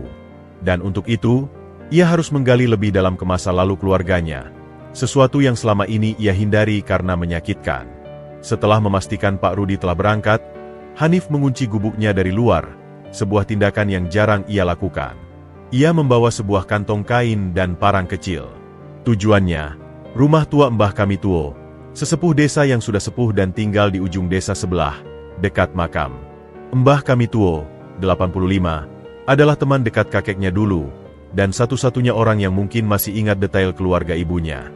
Perjalanan menyusuri jalan setapak di antara sawah terasa panjang. Setiap langkahnya diiringi rasa was-was, seolah ia sedang diawasi. Ia tak salah. Dari balik sebuah gubuk di sawah, mata-mata Baskoro melaporkan pergerakannya. Dia menuju rumah tua Mbah Kamituo. Tampaknya mencari informasi. Lapor si mata-mata lewat pesan singkat. Baskoro, yang sedang sarapan di sebuah warung di kota, membaca pesan itu dan cemas. Mbah Kamituo adalah sumber sejarah hidup. Jika dia berbicara, kebenaran bisa terbongkar. Ia segera menelepon Suroto. Cegat Hanif. Jangan sampai dia ketemu Mbah Kamituo. Atau setidaknya, kamu harus ada di sana untuk mendengarkan dan mempengaruhi pembicaraan.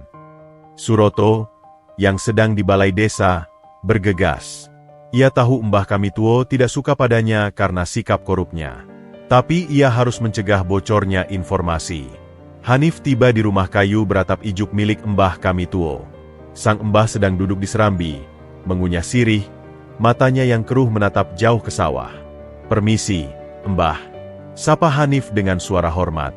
Mbah Kamituo memalingkan wajahnya pelan. Oh, Hanif. Anaknya Aliyah. Masuk.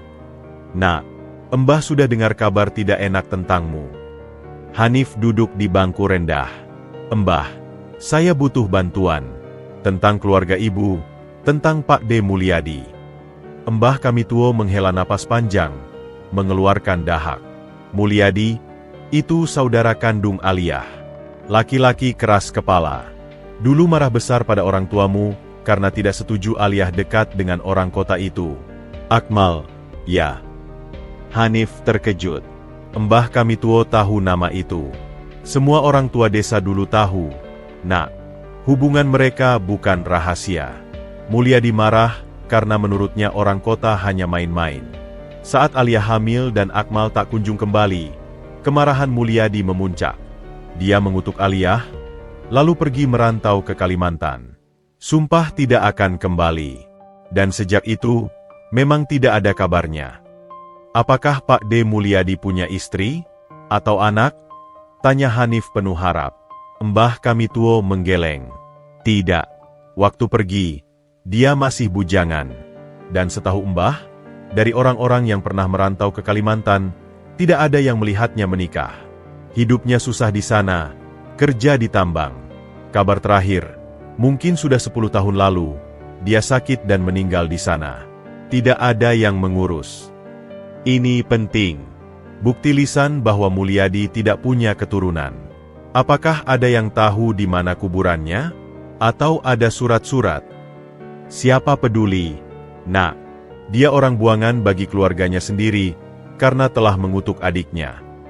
Mbah kami tuo memandang Hanif dengan mata berbinar. Tapi ada satu orang yang mungkin masih menyimpan surat-surat Mulyadi. Istrinya Pak Lurah yang dulu, Bu Syami. Dia dulu sahabat dekat ibumu, Aliyah. Mungkin Aliyah titipkan sesuatu padanya.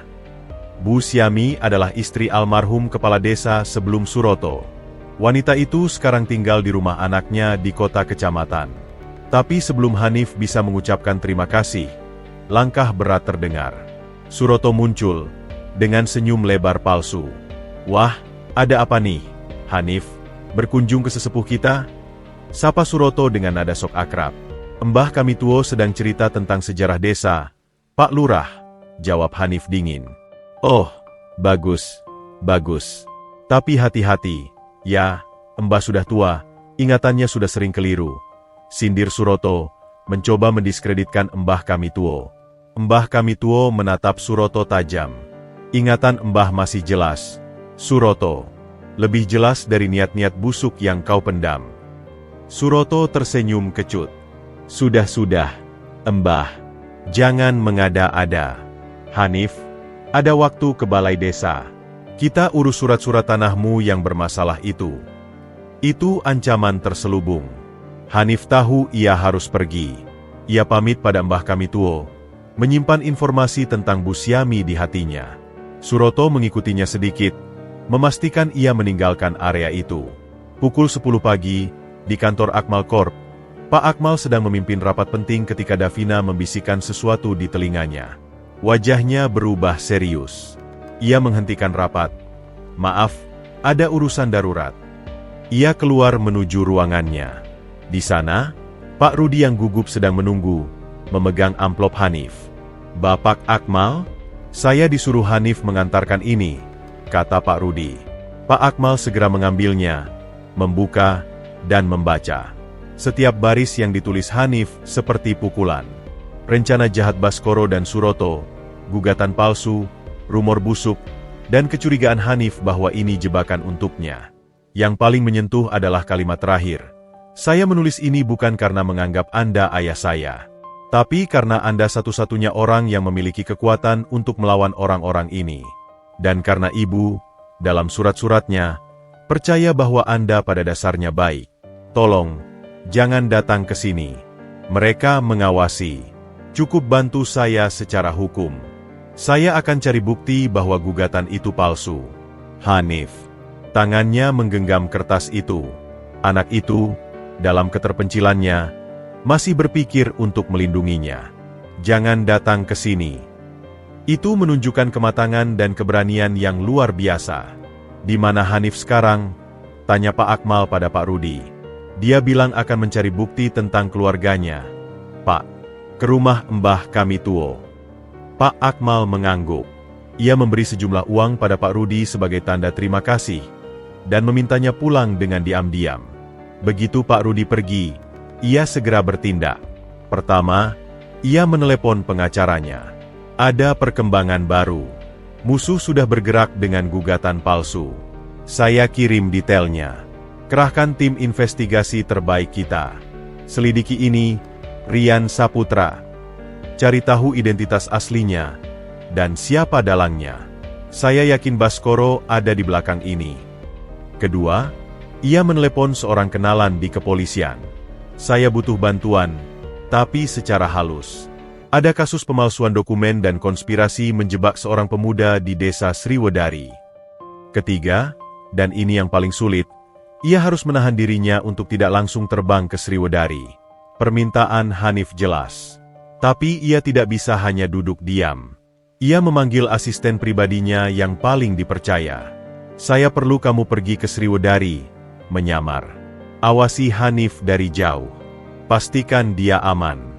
Jika ada yang mencoba menyakitinya, intervensi langsung. Dan bantu dia mencari bukti apapun yang dia butuhkan, tanpa dia sadari." Hanif, setelah meninggalkan rumah Mbah Kami Tuo, memutuskan untuk langsung pergi ke kota kecamatan mencari Bu Syami. Ini risiko besar, karena berarti ia akan meninggalkan desa dan kemungkinan diawasi. Tapi ia rasa ini satu-satunya jalan. Dengan sisa uang sedikit yang ia miliki, ia naik angkutan pedesaan. Mata-mata Baskoro melaporkan. Dia pergi ke kota. Baskoro cemas. "Ikuti. Jangan sampai dia menemukan sesuatu." Ia juga menelepon preman bayarannya di kota. Ada pemuda desa masuk kota. Namanya Hanif. Cegat dia. Ambil dokumen apapun yang dia bawa. Tapi jangan terluka berat. Perjalanan Hanif ke kota kecamatan diwarnai kecemasan. Ia turun di pasar, bertanya alamat rumah Bu Syami pada tukang becak. Setelah mendapat petunjuk, ia berjalan kaki menuju sebuah perumahan sederhana. Tak disadari, seorang preman bermotor mulai mengikutinya dari jauh. Juga, asisten Pak Akmal yang menyamar sebagai penjual bakso keliling, sudah berada di area itu. Waspada.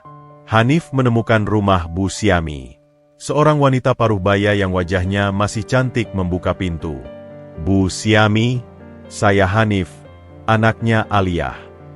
Wajah Bu Syami berubah. Ada kesedihan dan kehangatan.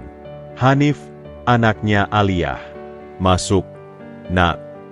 Di dalam rumah yang bersih sederhana, Bu Syami mendengarkan penuturan Hanif. Air matanya jatuh saat mendengar penderitaan Hanif. "Bajingan-bajingan itu," umpatnya. "Mereka mau menghancurkan warisan Aliyah." Dia lalu masuk ke dalam, kembali membawa sebuah kotak kayu kecil.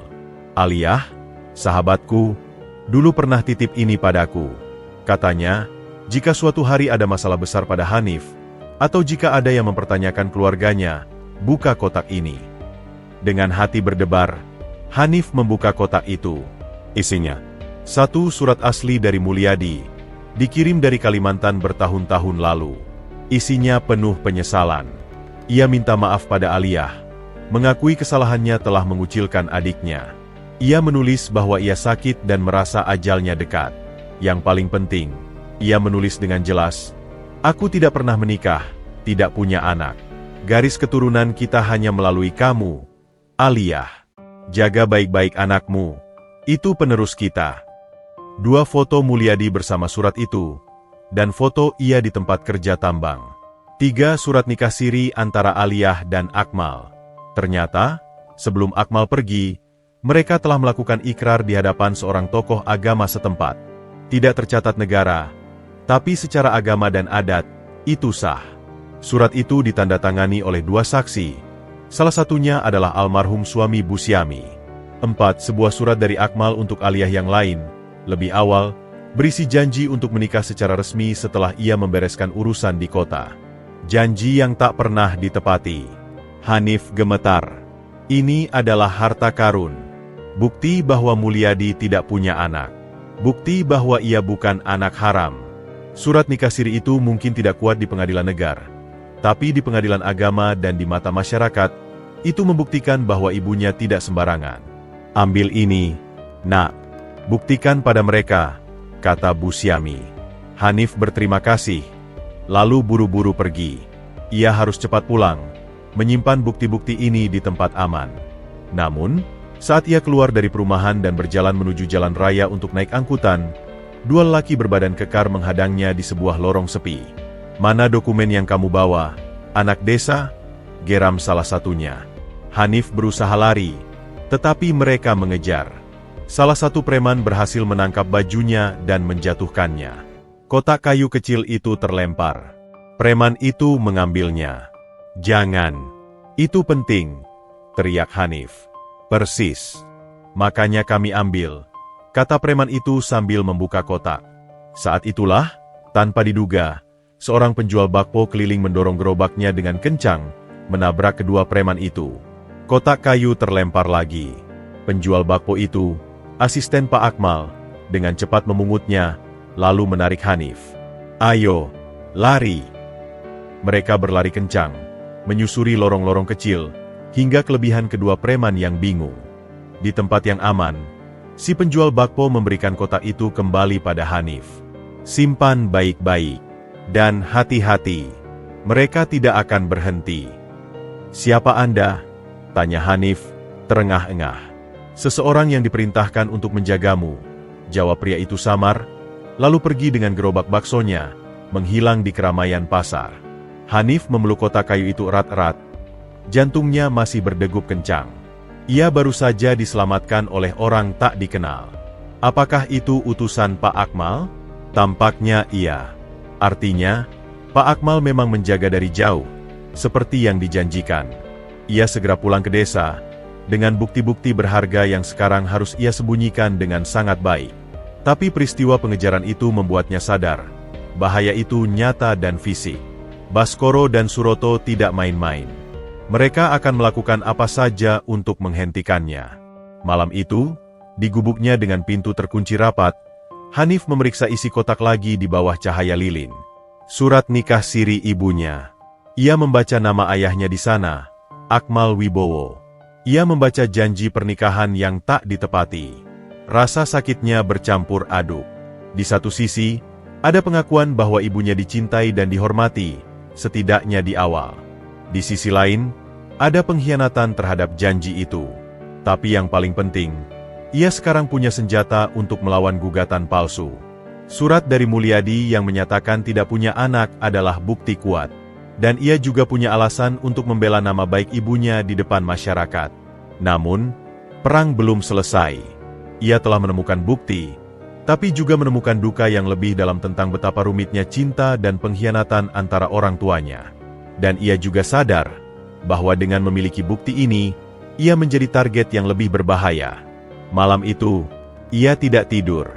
Ia bersiap untuk pertempuran hukum dan pertempuran di hati masyarakat desanya, dengan membawa warisan kebenaran yang pahit sekaligus membebaskan.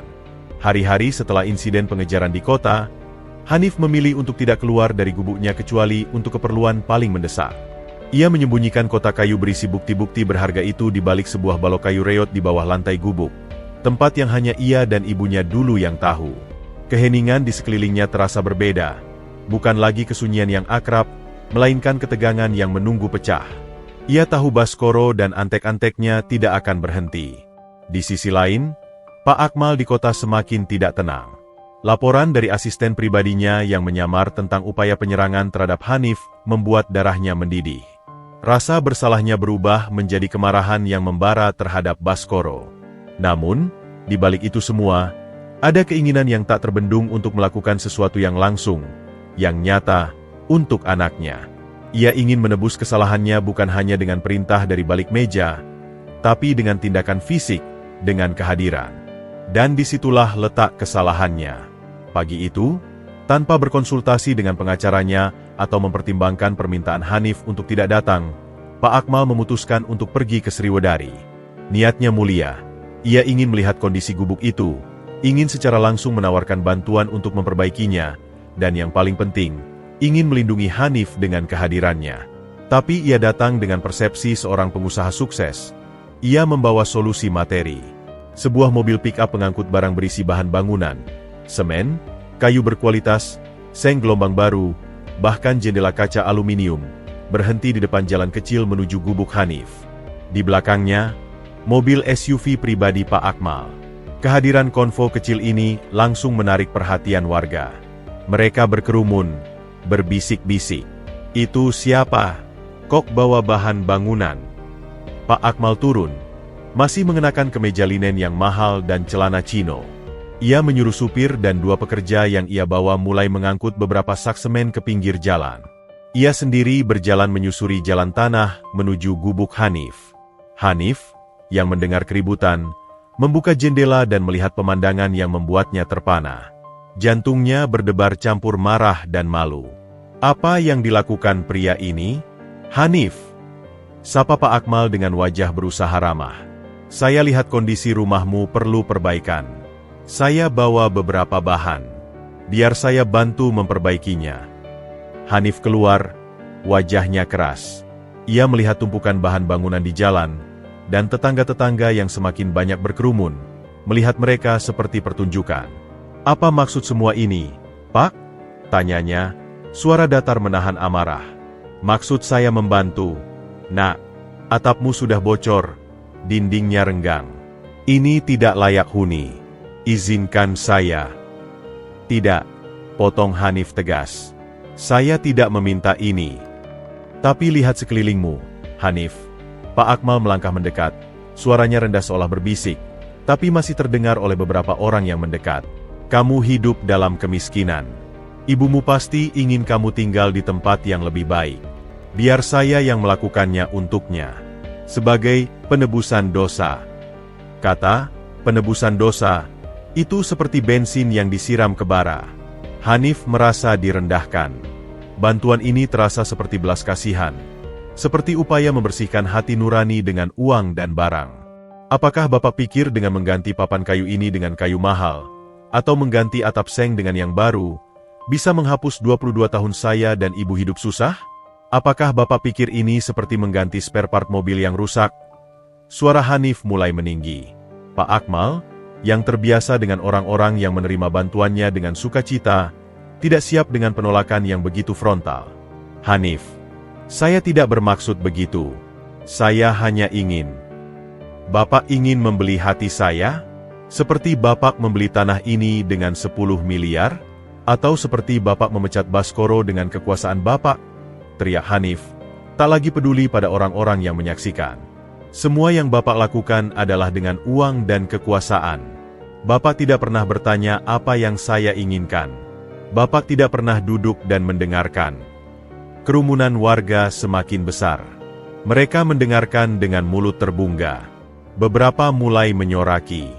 Wah, ternyata benar dia punya bapak kaya. Cuma mau pamer uang doang ke sini. Hanif kok kasar sama bapaknya sendiri. Tapi ada juga yang berbisik. Tapi bener juga kata Hanif. Datang-datang langsung mau gantiin rumah. Kayak mau hapus rasa bersalah aja. Pak Akmal merasa terjebak. Niat baiknya disalah tafsirkan. Hanif, tolong, kita bicara di dalam. Tidak ada yang perlu dibicarakan di dalam rumah yang akan Bapak ganti ini. Hardik Hanif, air mata mulai menggenang di matanya karena frustrasi. Rumah ini mungkin jelek untuk Bapak. Tapi ini rumah yang Ibu bangun dengan jerih payah. Setiap papan yang lapuk punya cerita. Setiap bocor di atap itu mengingatkan saya pada malam-malam hujan di mana Ibu dan saya berpelukan tidur. Bapak mau ganti semua itu dengan yang baru dan mahal. Artinya Bapak mau menghapus semua kenangan Ibu di sini. Teriakan Hanif itu menyentuh relung terdalam Pak Akmal. Ia terpana. Ia baru menyadari betapa piciknya pendekatannya.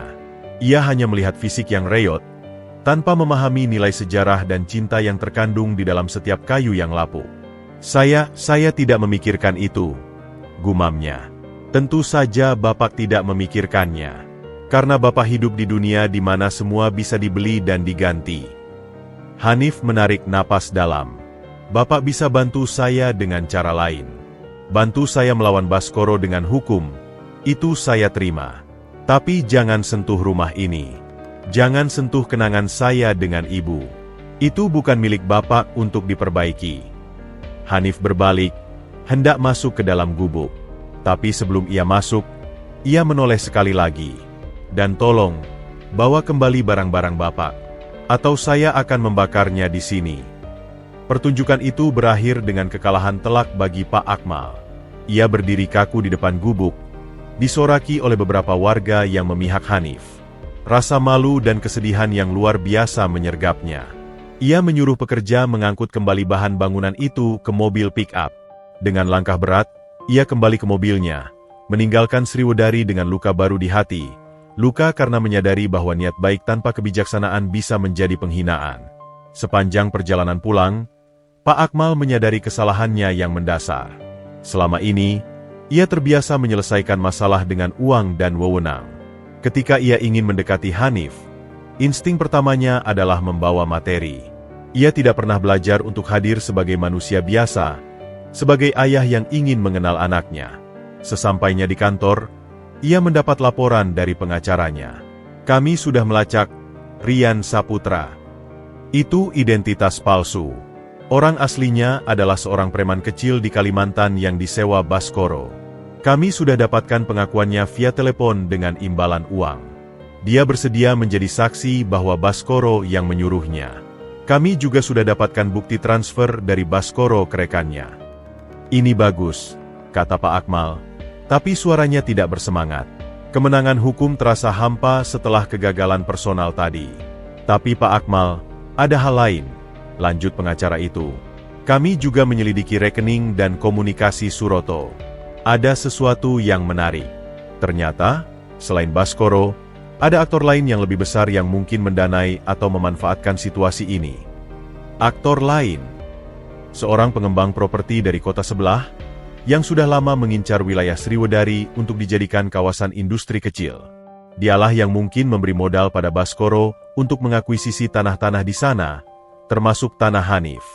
Baskoro bukan hanya ingin balas dendam pada Anda, tapi juga sedang menjalankan bisnis untuk orang ini. Jadi, ini lebih rumit dari yang ia kira. Bukan hanya dendam pribadi, tapi juga permainan bisnis kotor. Pak Akmal merasa lelah. Dunianya yang penuh dengan konspirasi dan persaingan kini menjalar ke kehidupan anaknya yang sederhana. Malam itu, di penthouse-nya yang mewah namun sepi, Pak Akmal tidak bisa tidur. Ia memandangi foto Aliyah dan dirinya yang muda. Ia ingat, dulu, yang dicintai Aliyah adalah Akmal, si pemuda idealis yang bisa duduk berjam-jam mendengarkannya bercerita tentang mimpi-mimpinya. Bukan Akmal, si pengusaha yang punya segalanya tapi kehilangan segalanya. Ia mengambil keputusan. Esok hari, ia akan kembali ke Sriwedari. Tapi kali ini, tidak dengan mobil mewah atau bahan bangunan. Ia akan datang sendirian, dengan pakaian sederhana. Dan ia tidak akan menawarkan apa-apa, kecuali telinganya. Sementara itu, di Sriwedari, setelah kepergian Pak Akmal, Hanif merasa lelah secara mental. Pertengkaran tadi menguras tenaganya. Tapi ada sesuatu yang aneh. Beberapa tetangga yang tadinya memusuhinya, kini mendatanginya. Hanif, tadi kamu berani sekali, kata seorang bapak. Memang kadang orang kaya itu seenaknya. Maafkan kami, Hanif, kami termakan omongan Suroto, kata ibu yang dulu menutup pintu. Rupanya, penolakannya yang tegas terhadap belas kasihan orang kaya itu justru membuat warga respek. Mereka melihat Hanif bukan sebagai pengemis yang beruntung, tapi sebagai pemuda yang punya harga diri dan berpegang pada prinsip. Malam itu, saat Hanif sedang merenung di teras, seseorang melemparkan batu kecil ke atap sengnya. Terlampir surat. Isinya ancaman, buang bukti-bukti itu, atau gubuk ini akan terbakar bersama kau di dalamnya. Tanda tangan, B. Baskoro semakin nekat. Hanif merasa ngeri. Ia tidak bisa tidur di gubuknya malam itu. Ia pergi ke rumah Pak Rudi, meminta izin untuk menginap. Pak Rudi, yang merasa berhutang budi, menerimanya. Di sana, dengan aman, Hanif berpikir. Ia sudah punya bukti. Ia sudah punya sedikit simpati warga. Tapi musuhnya punya uang, preman, dan keputusasaan. Dan ayahnya tampaknya ingin membantu, tapi dengan cara yang justru merusak. Ia butuh strategi, bukan hanya pertahanan, tapi serangan balik. Dan untuk itu, mungkin ia harus belajar menerima bantuan Pak Akmal, tapi dengan syarat, bantuan itu harus sesuai dengan keinginannya, bukan keinginan Pak Akmal. Ia harus mengendalikan bantuan itu, bukan dikendalikan. Esok hari akan menentukan.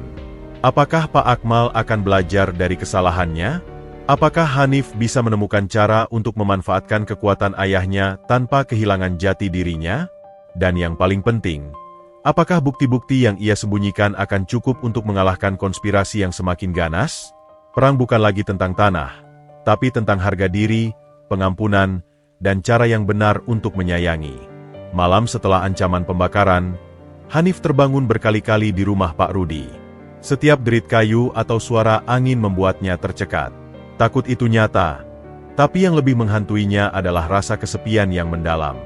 Ia punya bukti untuk membela diri.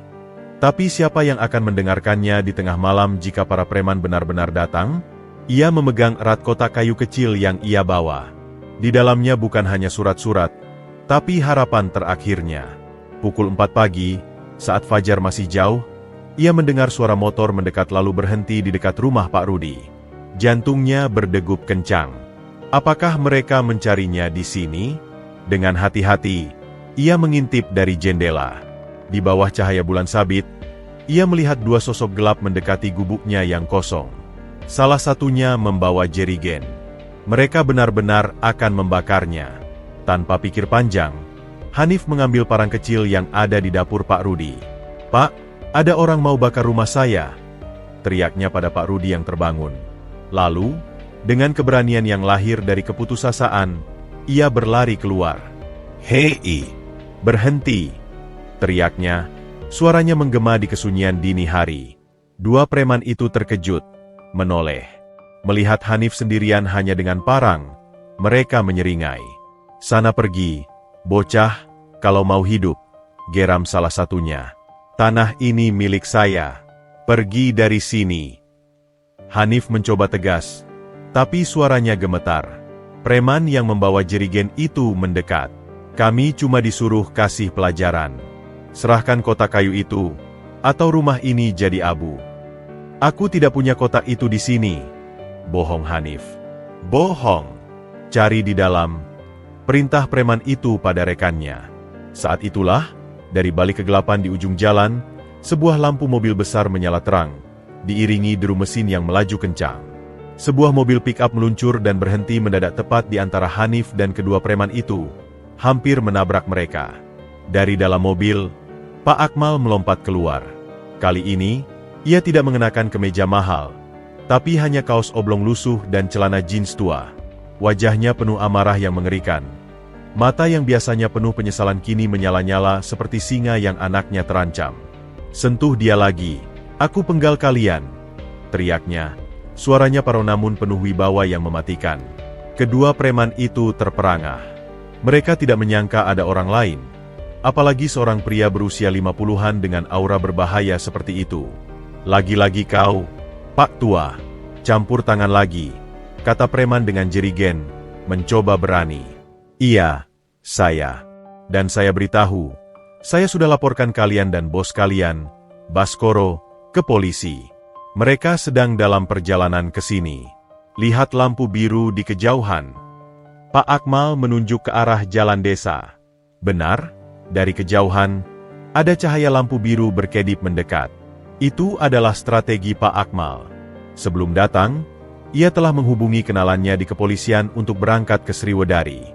Ia sengaja datang lebih dulu untuk mengantisipasi hal terburuk. Mendengar sirene dan melihat lampu biru, nyali kedua preman itu ciut. Mereka saling pandang, lalu melemparkan jerigen dan berlari ke arah sawah, menghilang dalam kegelapan.